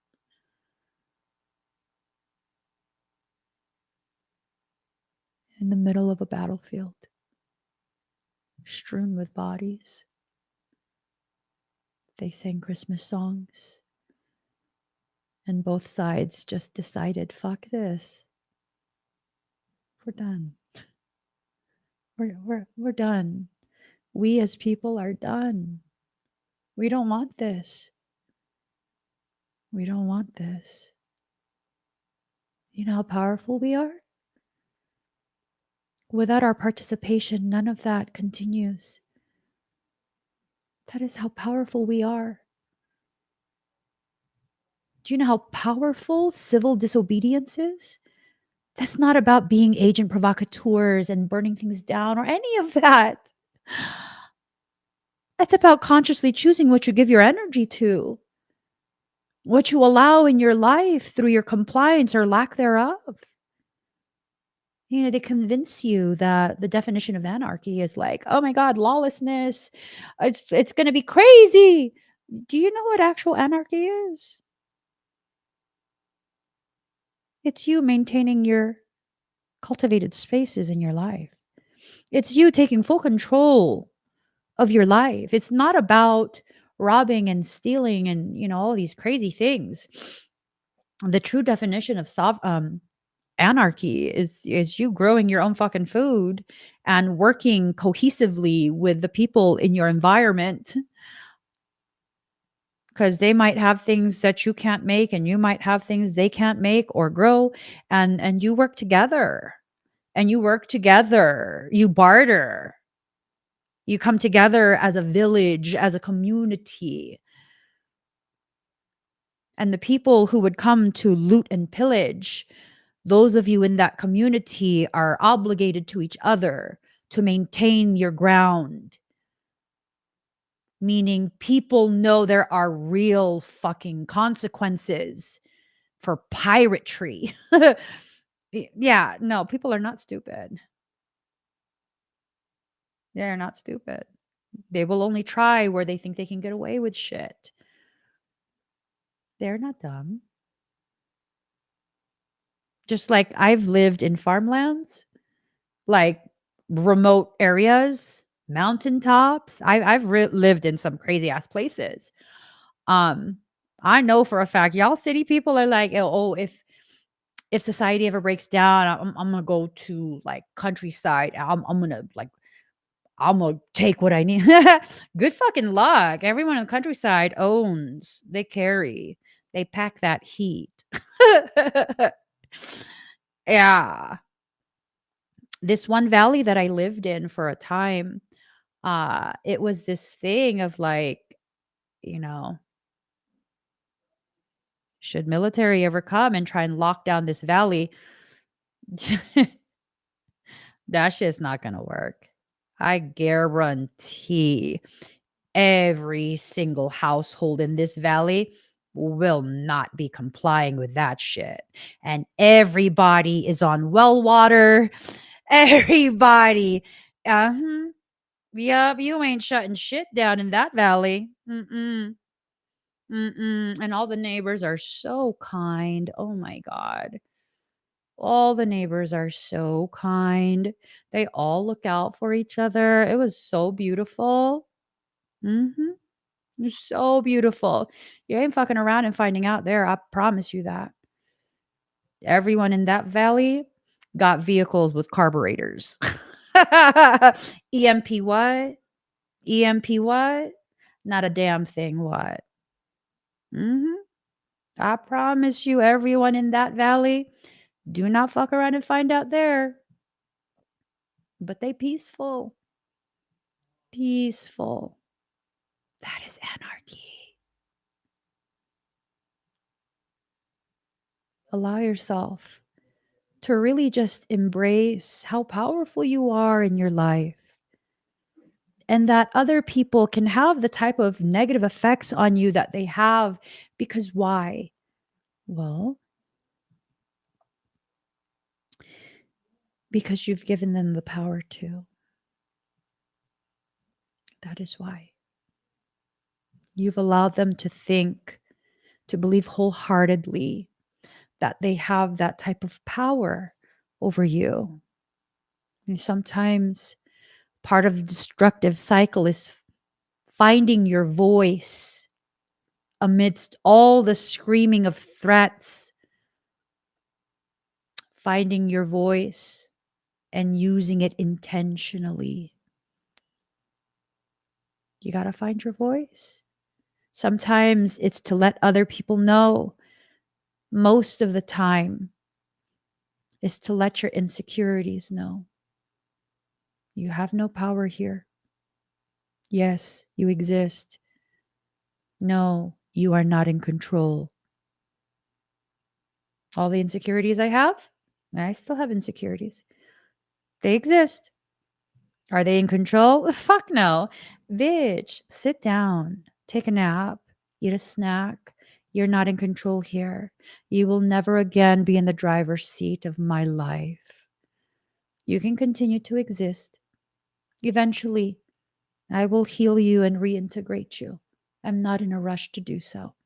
It will happen in proper time and measure. But no, my dear insecurities, you are not in control here anymore. Having that type of conversation with yourself can be a very powerful thing. A very, very powerful thing. The diamond dreamer, material wealth, true prosperity. You're about to step into this space. Hold steadfast. Hold steadfast. Excuse me. Steadfast defined as resolutely or dutifully, firm and unwavering, committed, devoted, dedicated, dependable, loyal, faithful. Old English for standing firm. If someone is steadfast in something that they are doing, they are convinced that what they are doing is right, and they refuse to change it or give up. Absolutely.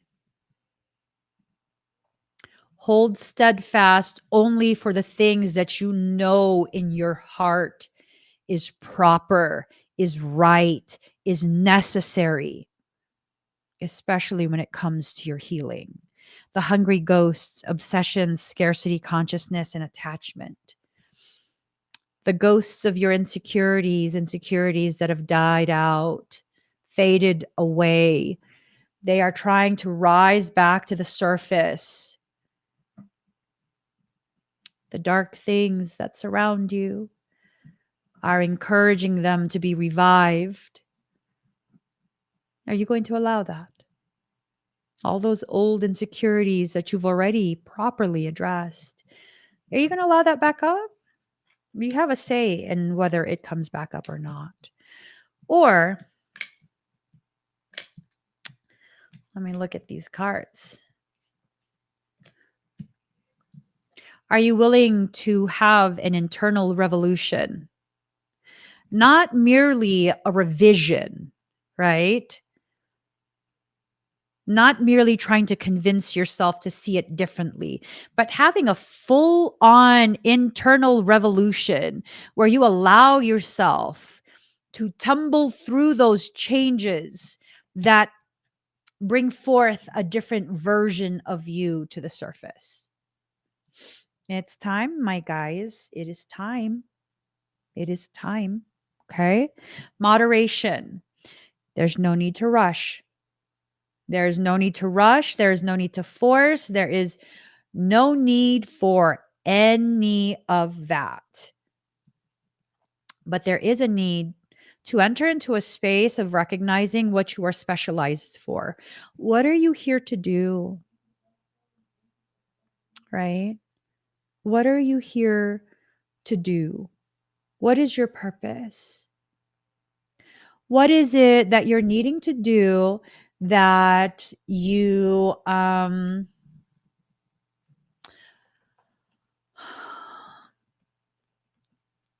feel like you're not, I don't know, capable?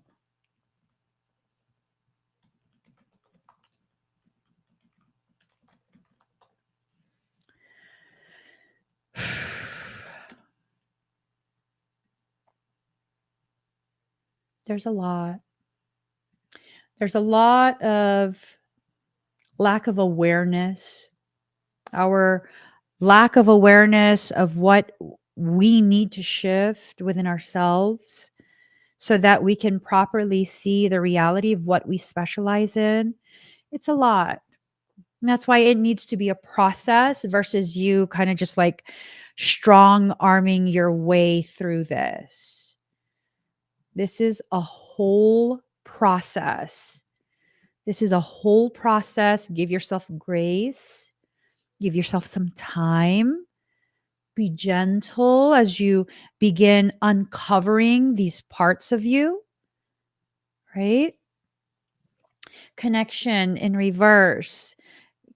This is calling out your disconnect between the self and the soul. I mean, you can continue to exist like that, but is it conducive to growth, healing, expansion of awareness? Not really. So maybe the best thing for you to do is really allow yourself to recognize how it's impeding your productivity. Your denial of self is impeding your productivity. You have so many beautiful, powerful intentions to create change, to shift the direction your life is going. Like so many beautiful things, right? So many things that you should be proud of, to be honest. You know, you've accomplished quite a bit. You just don't want to see it as an accomplishment rather than seeing it for what it is, a powerful accomplishment and shift in your ethos. You're seeing it as all I did was survive. No,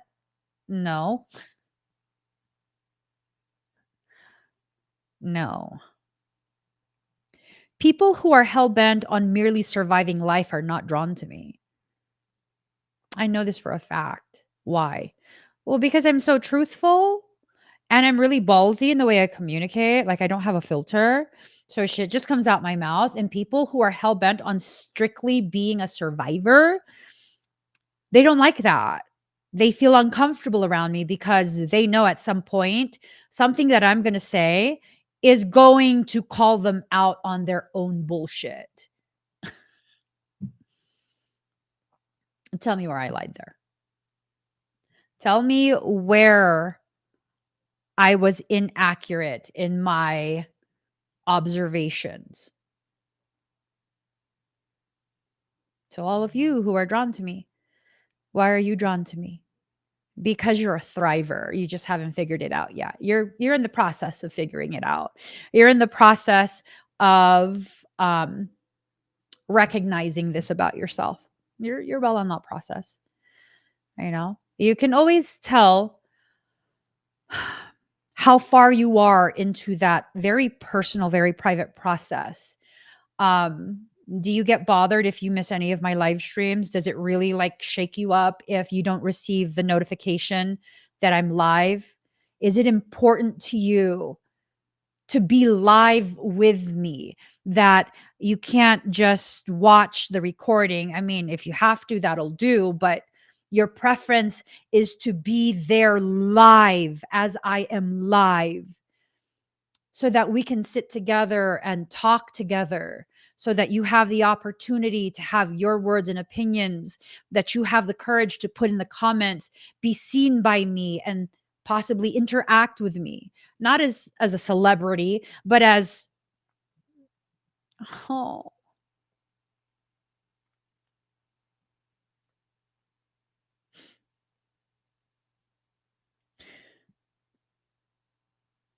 as your most trusted confidant. That's huge. That's huge. Because I know you're like me. I know that it's hard for you to share with other people what you're going through because, you know, people have just been really fucked up when they know you're in a vulnerable space. They're fucked up. And for you to be able to just know in your heart that I could be your most trusted confidant, that I won't condemn you, that I will just be like, I get it. Fucking sucks. What can we do? Let's fix it. What can we do about it? Let's do something about it. Right? You guys, I think it's important for us to note that yeah, I'm on the screen, but like our whole community is made of people just like me. That this is where we are, you know? That we're in a space where we are mirrors of each other's most beautiful, most empowering, most healing parts. It's hard. It's hard being as sensitive as we are in such an abrasive world. Yet here we are, still being a space of softness for people who need a break from it, right? It's just, it's beautiful. It's very much beautiful. Fragments in reverse. You're not to continue living in a fragmented state anymore. You are to allow back home the parts of you that need to be allowed back, the parts of you that have the capacity to be what you need to be, to overcome what needs to be overcome, right?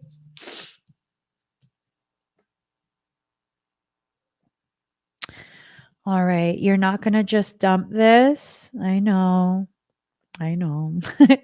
I think for some of you, you were thinking you were just going to be like, you know what? I claim this reading. I'm going to dump this. No, I'm done with it. Eh, I wish it worked that way. I wish it worked that way. You're not going to be able to just dump this. You have to actually work through it. Okay. You're not going to be starting a new chapter. You have to finish out the chapter that you're on. You have to. It's part of your process. You are so close to learning the meat of the lesson, the meat of it. And thank you to everyone who is donating. Thank you to everyone who is donating. Card number 17, integrity. Move through this period with your integrity intact. Don't try and find the easy way out. Go through the entire process. Allow yourself to be fully present as you go through that process. Surrender in reverse.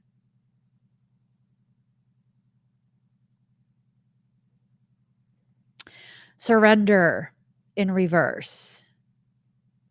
You are not to give up on yourself. At no point is giving up on yourself acceptable. No. No.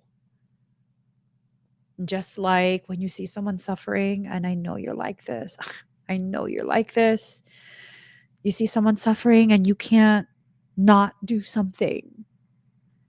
You have to do something. You can't leave someone in that space of pain, misery. Yet you'd be willing to do that to yourself? No. Nope, nope, nope, nope, nope. How committed you are to helping others, that needs to be matched by your commitment to help yourself. Long gone are the days where abandoning your needs is acceptable. That no more. No more of that. No more. No more. Sacred journey in reverse. I think for many of us, because the journey is not linear, it's hard for us to quantify what's happening. It's hard, so hard to see with clarity that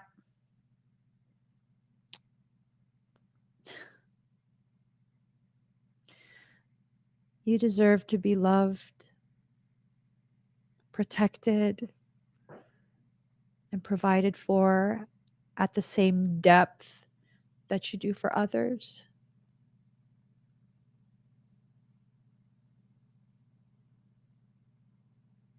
You have no idea how much you do for others. You have no idea the way you make other people feel, how healing you are.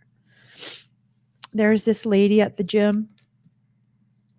I was talking to her a couple weeks ago, and I was telling her, she's actually very gifted, and I was sharing a little bit of information. And she says to me, because I said, like, you notice I don't talk to anyone at the gym. I don't say hi. I don't socialize at all. I stay in my lane. I either look at the ceiling, look at the floor, look at the TVs. I make no eye contact with anybody. And, I'm sure people here at this gym think I'm like standoffish or stuck up or something, or not friendly. But I just, I have to protect my peace. I'm very careful about interactions with others. And then she kind of scoffed and laughed, not in a demeaning, derogatory way.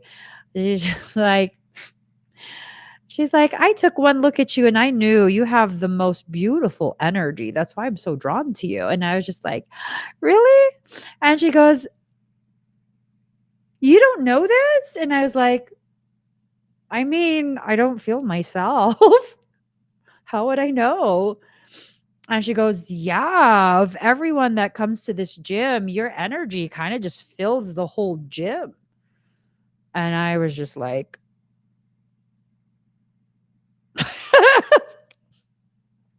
it made me very like self-conscious. And she saw that. And she was just like, oh, you don't know, huh? I was like, no, I don't know. I don't. Do I need to know? Maybe at certain points, I need to be reminded just so that I can continue to choose to be compliant with the purpose I was created to fulfill. But outside of that, probably not. I mean, I am who I am, and that's that. I am who I am, and that's that, right? Sometimes our lack of awareness of the sacredness of our journey, because again, it is not linear. It causes us to build worlds within worlds where we compartmentalize. We become very, very well versed in the hiding of the reality of who we are, what we are capable of, how powerful we are, how powerful we actually are, right? Choices. You have some choices to make. You're going to be aware of what those choices are. Don't keep making the same decision, expecting a different outcome. You have to choose something different if you want a different life. Don't keep making the same decision. Okay? You have to allow yourself to walk your truth. You have to allow yourself to become aware of what direction soul is guiding you to, and then to also do your best to not drag your feet. I wonder why I'm told to say that. Do your best to not drag your feet. Oh no, sounds important, feels important. Don't drag your feet.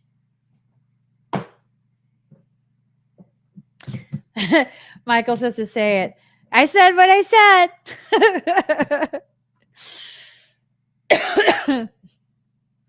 I don't know what it means. Yeah. Don't drag your feet. Okay.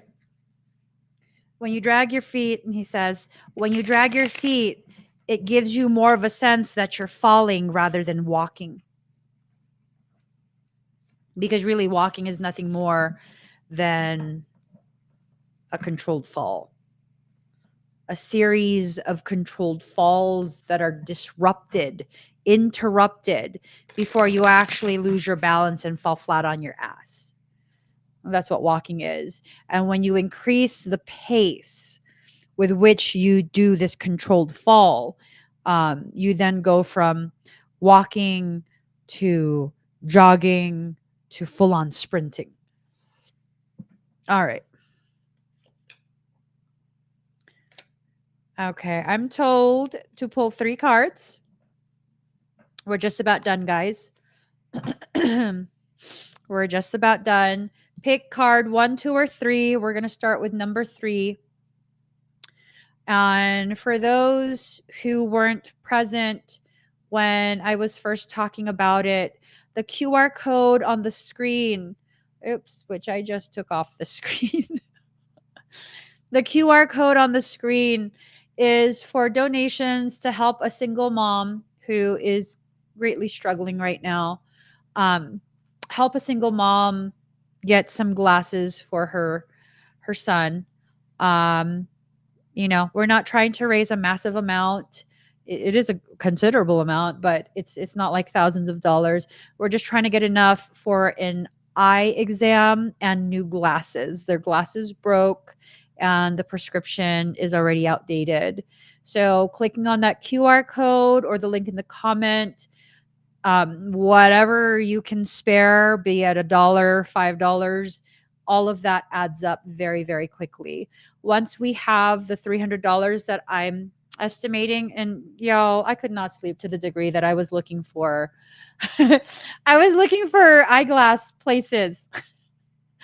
I was looking for eyeglass places all night last night. I could not sleep. I saw that for the cheapest, it's going to cost about $300 for one pair of glasses, the exam, all of that. So that's why I'm setting the goal at 300.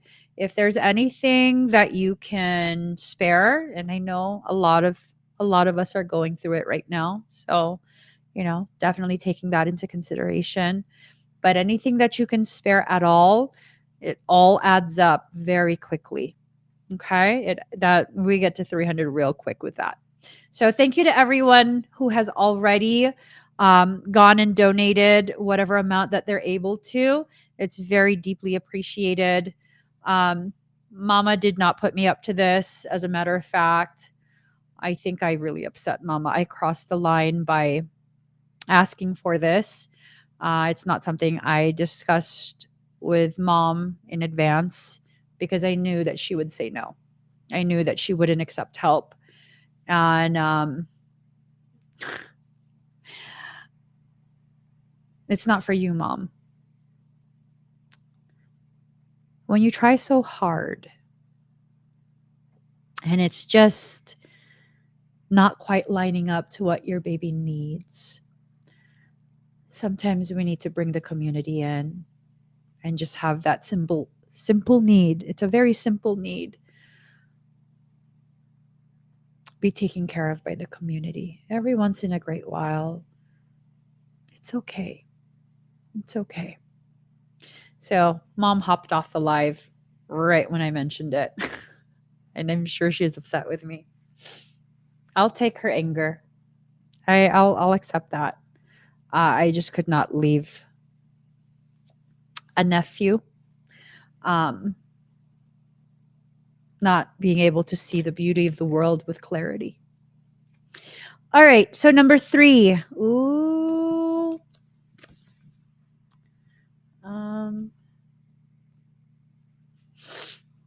Wait.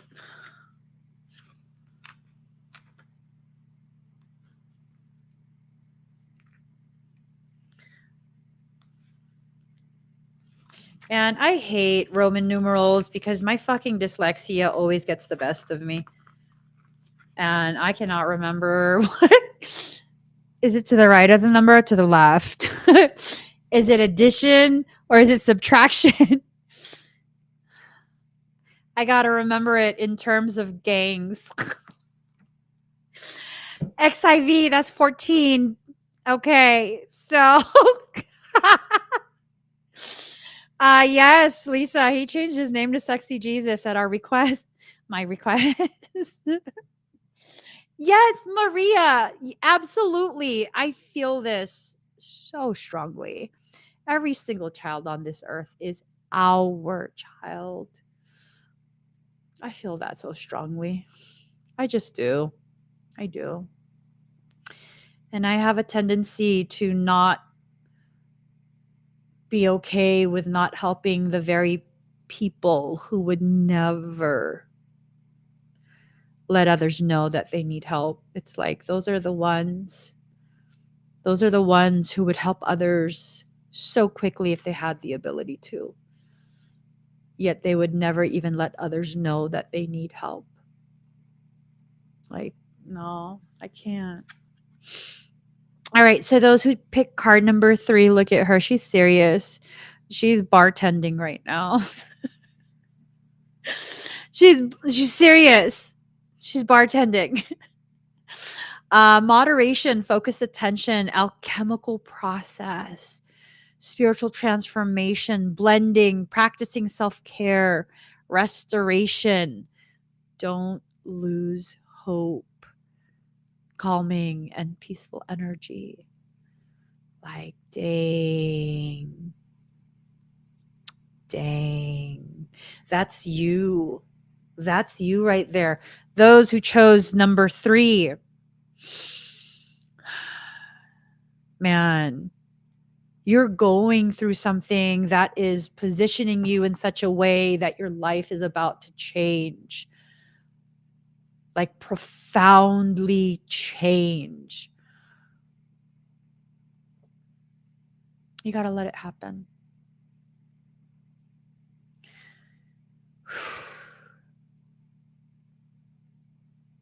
You got to let it happen.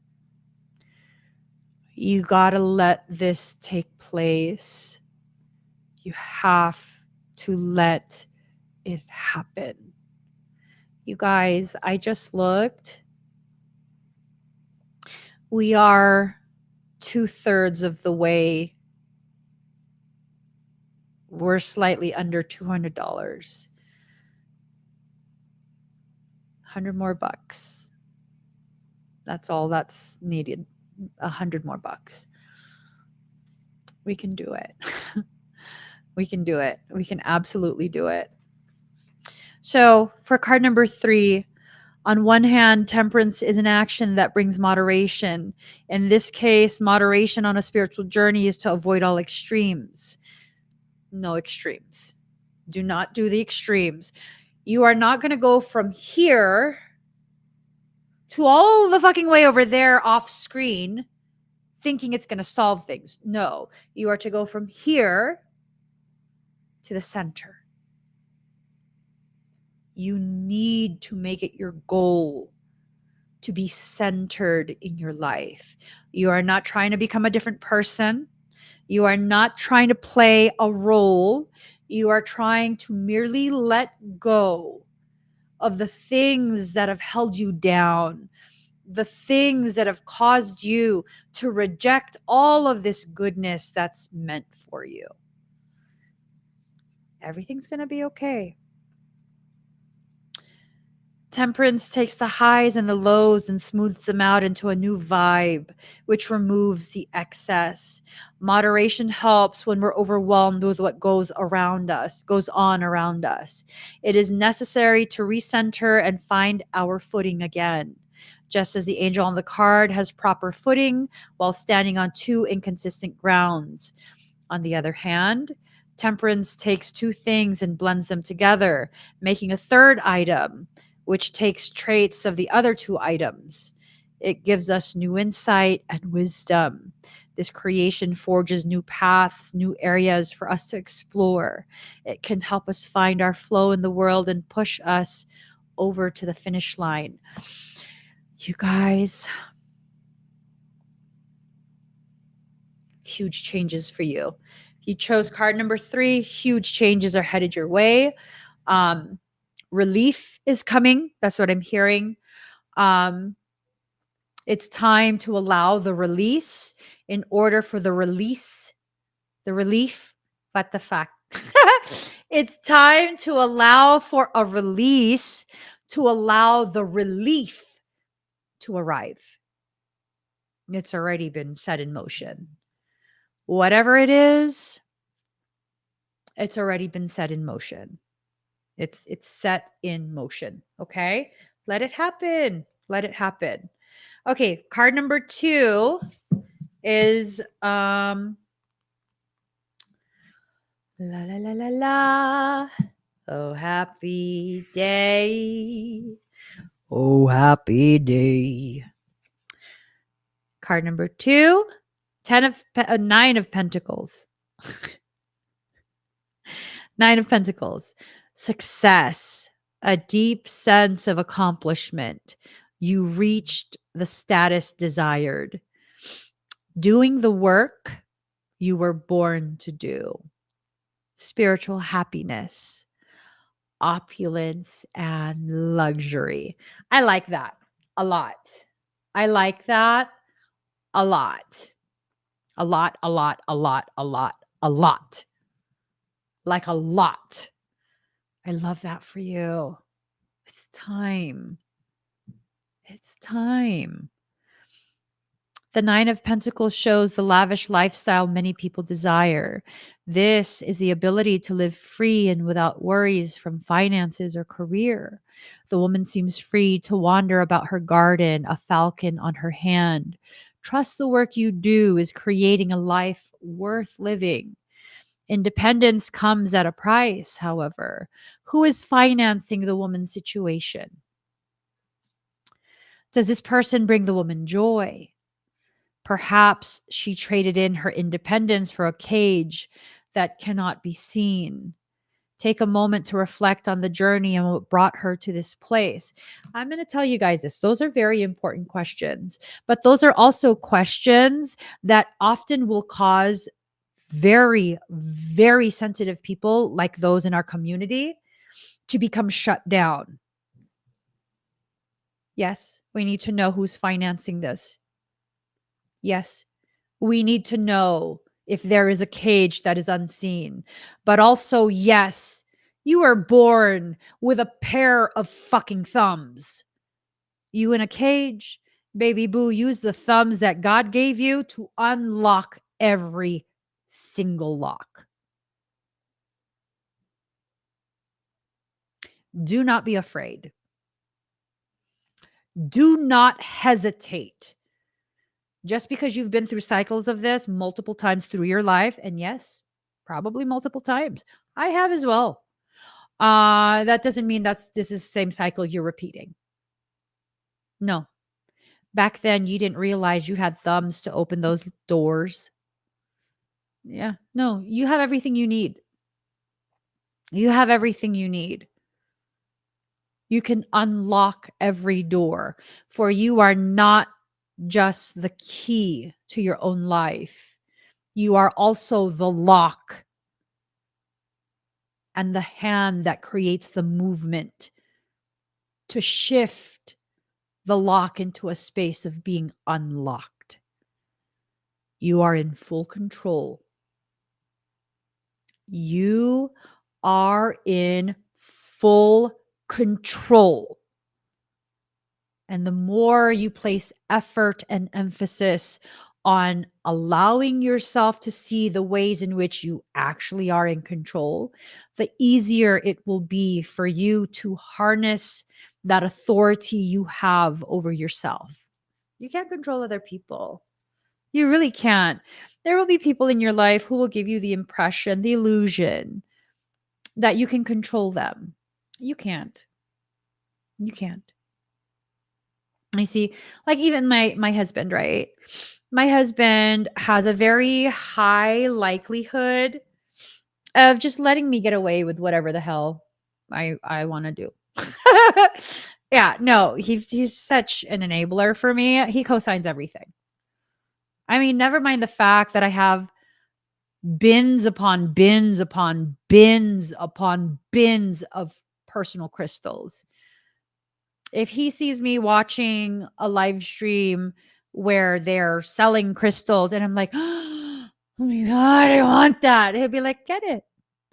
Motherfucker, don't tell me to get shit I should not have. And he's like, you never buy yourself anything. I would beg to differ, sir.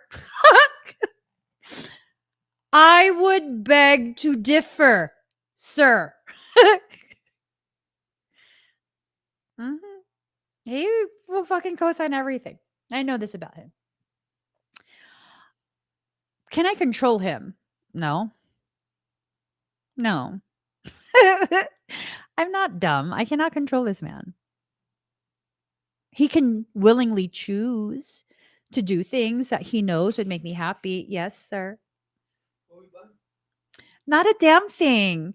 Glasses. Not for me. For a mom that needs to get it for her son. I was looking online and the cheapest ones that I could find for the is like $300 for everything. I know. Okay, love you.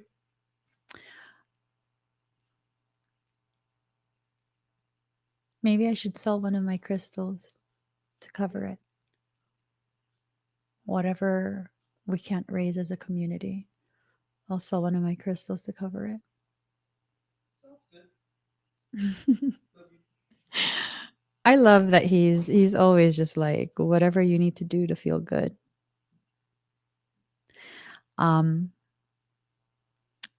Whatever we can't raise in this live stream, I will go ahead and I will auction off one of my crystals from my personal collection to finish raising the funds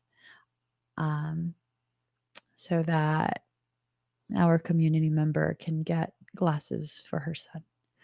So that I'm willing to do that. But yeah, no, I can't control this man. He lets me think that I can. And he absolutely takes into consideration how his decisions will affect me, how it will make me feel. But at the end of the day, he's going to do whatever he's going to do. And I'm more than okay with that. He is autonomous. He is his own person. I cannot control him. I don't want to control him. Don't get me wrong. There are things where he'll do it and I'll be real fucking mad. Like, and he'll be like, what? He's going to be like, what? And he's not going to be sorry. He doesn't have to be sorry. You can't control other people. And the more you love them, the more your focus should be on honoring their autonomy, their sovereignty. Okay? So you are the lock, you are the key, you are all the components that are necessary to liberate yourself from whatever self-imposed, perceived prison you have been living in. You can do it. You just have to give yourself permission and consciously decide to. You can do it. You can absolutely do it. Just because you can do it doesn't mean it's going to be easy, but you can fucking do it. You can. You have the authority to make that decision. You can do it. Whatever it is, that's up to you. But you can do it. So those who chose card number 1, everyone's getting some healing today. Let me tell you. Okay, hold on. I gotta find where it is so I can tell you. I don't have any of these cards memorized. I just don't do that. I don't know. I like to read the meanings though from this specific deck because I love this book. I love this book. Mm. All right. For those who chose card number 1, here we are. Here we are. Queen of Cups. Psychic gifts, deep empathy, divination, sensual, seeker of desires and pleasures. Enjoy a good mystery, spiritual connections. Ooh, who do you confide in? Have you ever felt your moods shift quickly? How can you use compassion to help others in need? Be careful. Be careful. Okay. I think it's important for me to say your needs are your priority. Don't put yourself in a space of deficit to accommodate other people's needs. Do what you can, do what you're called to do by soul, but never at your detriment. That is very important. Never at your detriment, not anymore. Okay. So those who pick card number 1, the Queen of Cups is a dreamer. She keenly understands her emotions and can put them into practice when she needs to. Because of this, she is a wonderful confidant and friend. She's empathic and outgoing and cares deeply. She has a deep reserve of understanding of any situation. This empathic nature makes the Queen of Cups a wonderful seer. She can see below the surface of an issue and detangle motivations from action steps. She listens to her intuition and urges others to do the same. As long as you are on a path of desire, she can guide your efforts to where you desire to go. So this is either you are the Queen of Cups, which, if you are such a treasure to others. You are a gift and a blessing to the people in your life, and you need to begin seeing yourself as that. Okay. The secondary meaning that I'm feeling is that for some of you, not only are you the Queen of Cups energy, the embodiment of the Queen of Cups, you also are about to have another Queen of Cups enter into your life, or that person is already part of your life. Yes, I just wiped my boogers on my sleeve. What? What? Um, it's either this person is already in your life and you just don't know it and they're about to make their presence known, right? They're going to offer something, or they're going to walk into your life when you need someone the most. That's a huge deal. That's a very huge deal.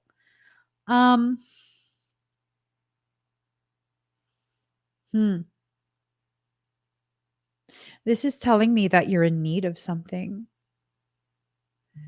and that you're allowing yourself to be distracted.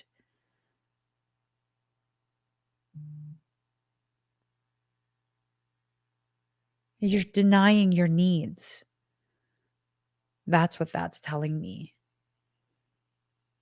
That although all of these things are in your space of awareness, right? The details of what you need, when you need it, the gravity of that need, you're dismissing it.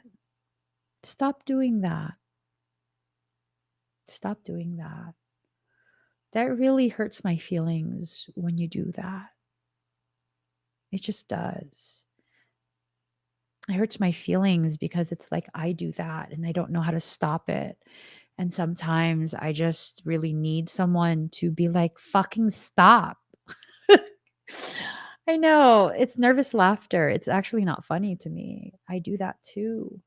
That's why it hurts my feelings, because then it's like, did you see me do that? And it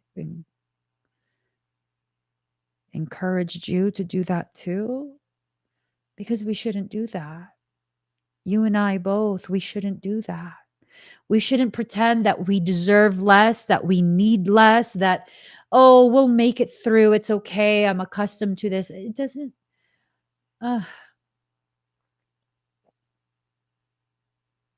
The fact that you're accustomed makes it so much worse.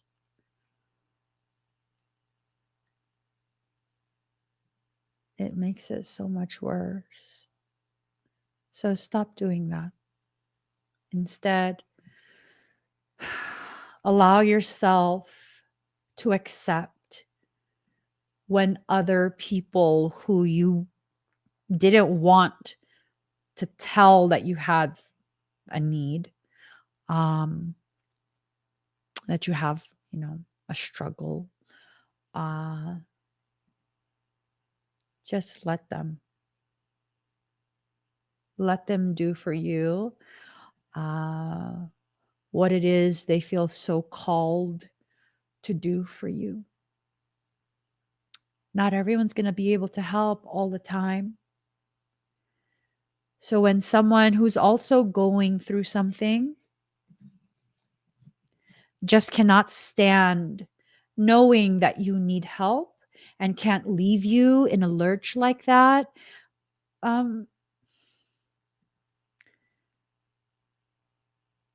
please be respectful of their need to help you. Please allow them the honor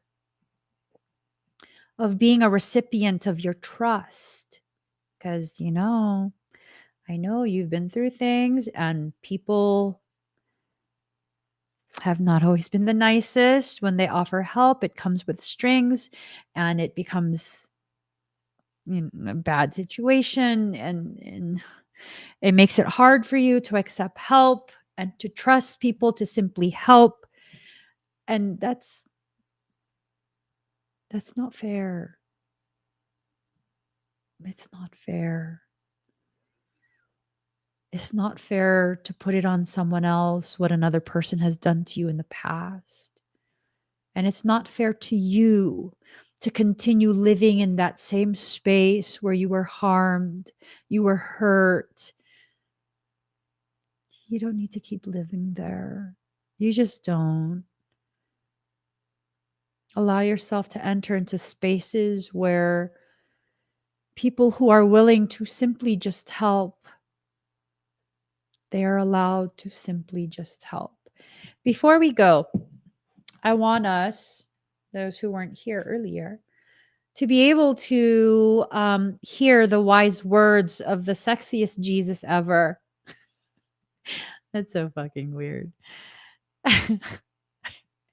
I totally adopted sexy Jesus as like one of my children. And so it's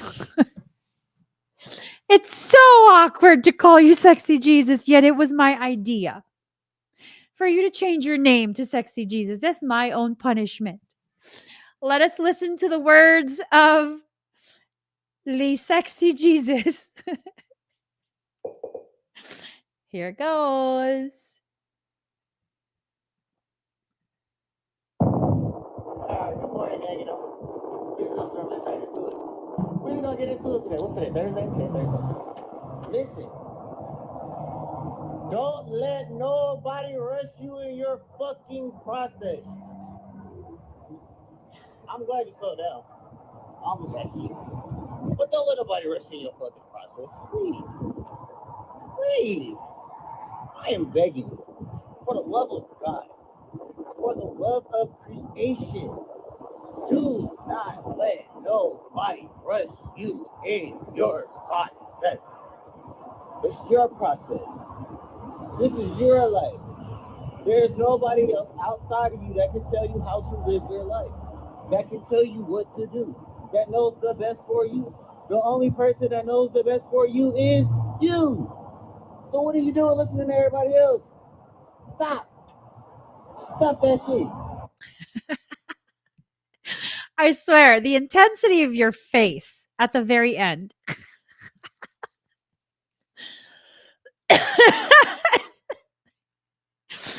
The way your lip curled. Hey, he's right, though. He's right. It is your life. It is your process.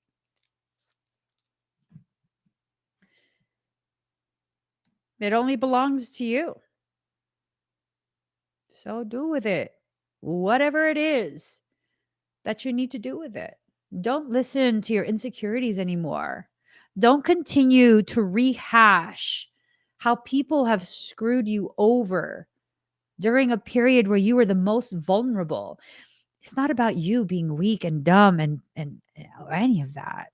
It's about you understanding the importance of cultivating your space and not allowing those type of people to ever have access to you again. There are good people in this world, people who help just to help. There are good people in this world. You're one of them.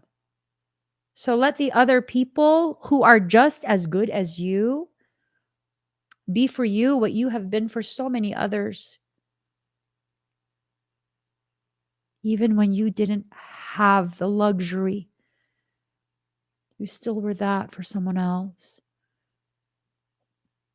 Allow another queen to adjust your crown, refill your cup, and invite you to sit in the garden to simply breathe and witness the beauty of life. We can do that for each other. We can do that for each other. Guys, let me check really quick before we go.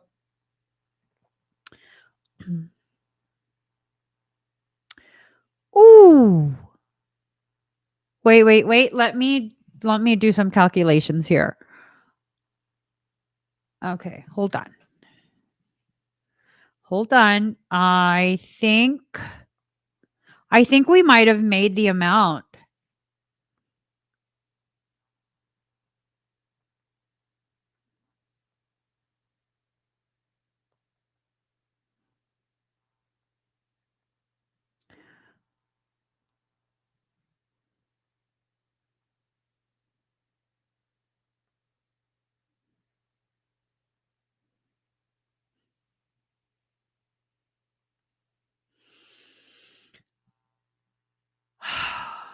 You guys.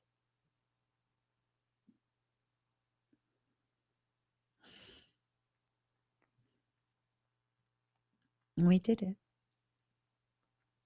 We did it.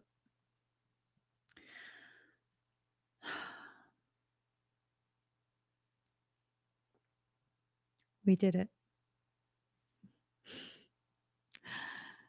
We raised $300. I'm going to be covering all of the processing fees for our payment processor. We raised $300.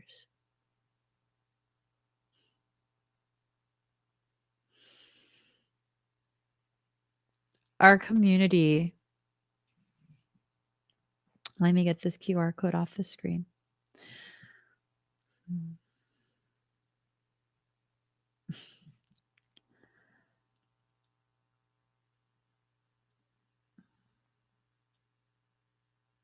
Our community makes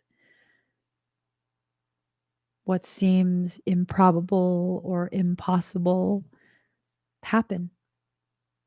Every single time we come together, we make things happen.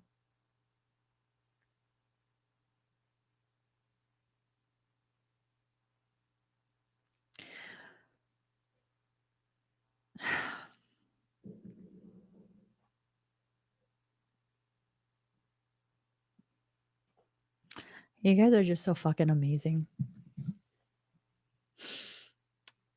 You guys are just so amazing. I cannot emphasize it enough.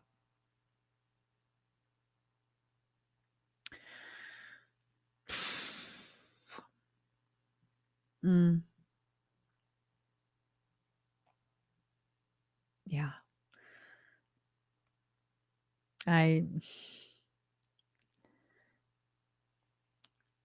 Should I call her?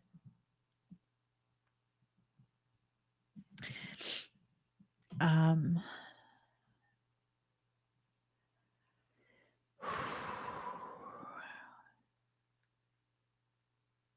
just going to send her a quick message.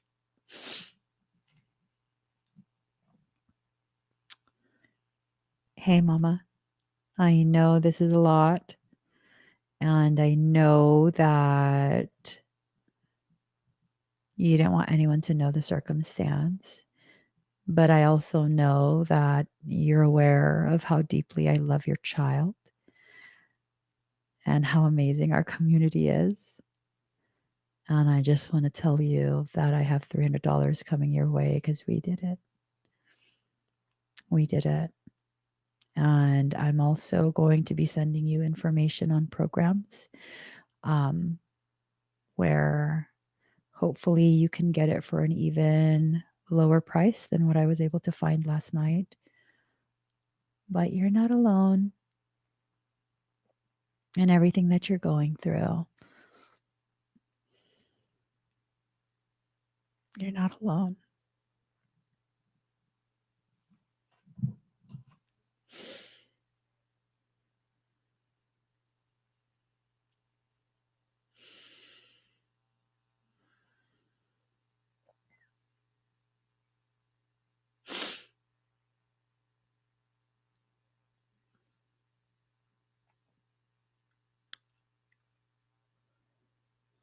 As averse as I am to money,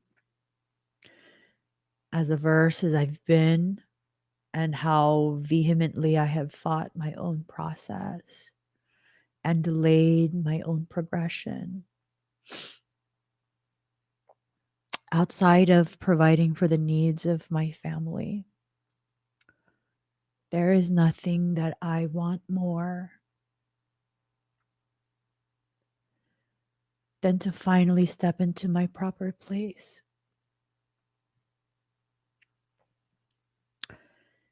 So that I don't have to come to our community who's also already struggling to ask you guys to help me to help someone else.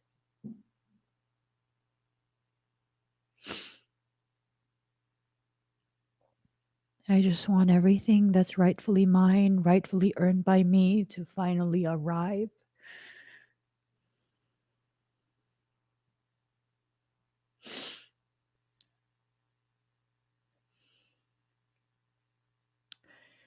So that everyone that I had promised on a soul level at some point can receive the relief that they have been waiting so long for.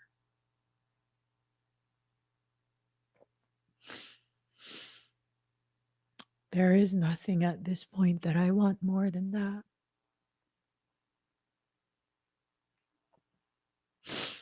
Because I just want to help everyone already. I just want to help everyone already.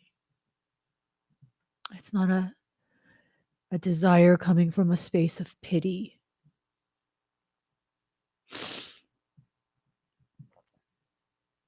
My desire comes from a space of acknowledgement of what we are all going through.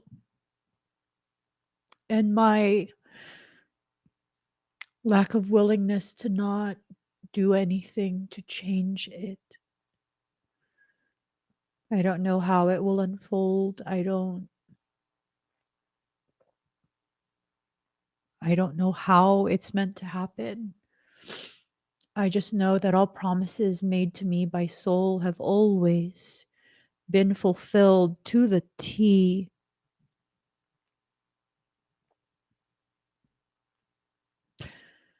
That everything my heart has ever wanted has been freely given to me by soul.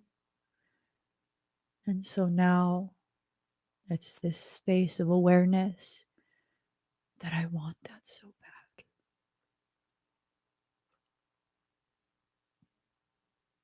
bad. I just want to fulfill my purpose already. I'm not interested in delaying it. I'm not interested in continuing to allow people to live as though they are alone in their struggle. I have the capacity to do what needs to be done. I have the willingness to do it. Just tell me what to do and when, and I will make it happen. Because that's what I do.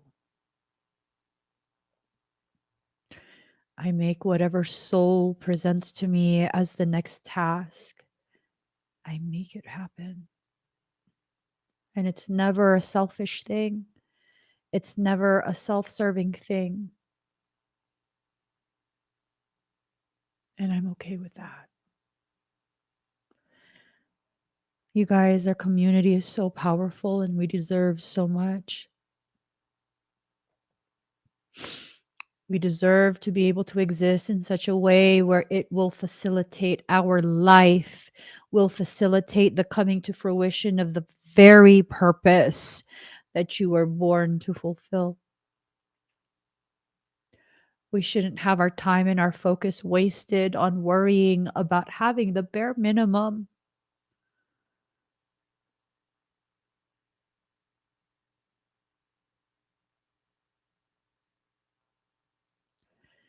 We should have enough so that we don't have to worry and we can simply focus on further cultivating the very skills and character that need to be further developed so that we could better and more deeply serve our actual divine purpose in this life. And that's what we're going to do.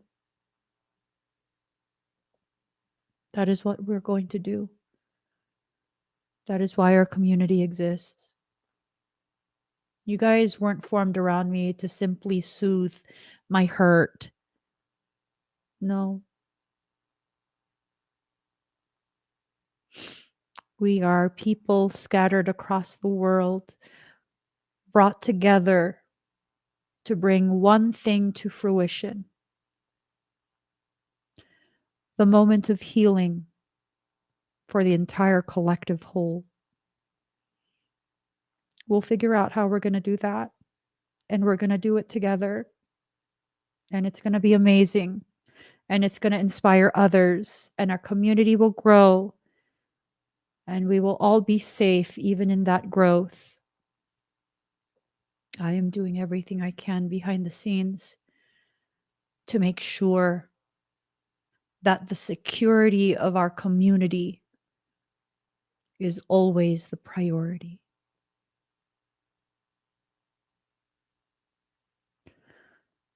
I trust in soul to make that happen. I trust that everything is already on the way. I trust that I have the patience to see this all the way through, because our community deserves nothing less than complete fulfillment. Complete fulfillment. It is only fair, it is only right, and it is what I expect for our community. Guys, I gotta go. Thank you guys for everything today. Thank you to everyone, especially those who were able to donate. You have no idea how much this means to this mom. You have no idea. There are other details that I don't want to violate privacy, so I will not share. But the degree of need,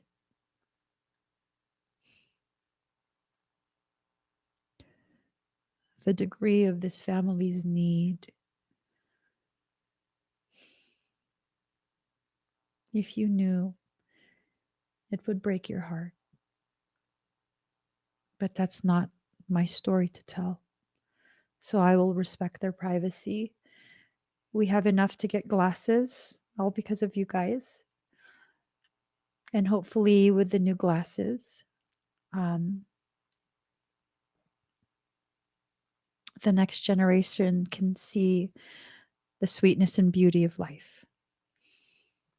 So I love you guys. Thank you for everything. Every single amount that everyone sent, it is so deeply appreciated. I know it took a lot, that is a portion of your resources for you. And I want to make sure I properly express the depth of my gratitude for the ways in which you reach deep in order to help other people. Thank you. Thank you. Guys, please give this video a thumbs up. Uh, if you haven't already, please do subscribe, turn on that notification bell. And I hope everyone has an amazing, amazing rest of your day. I love you guys. Bye, everyone.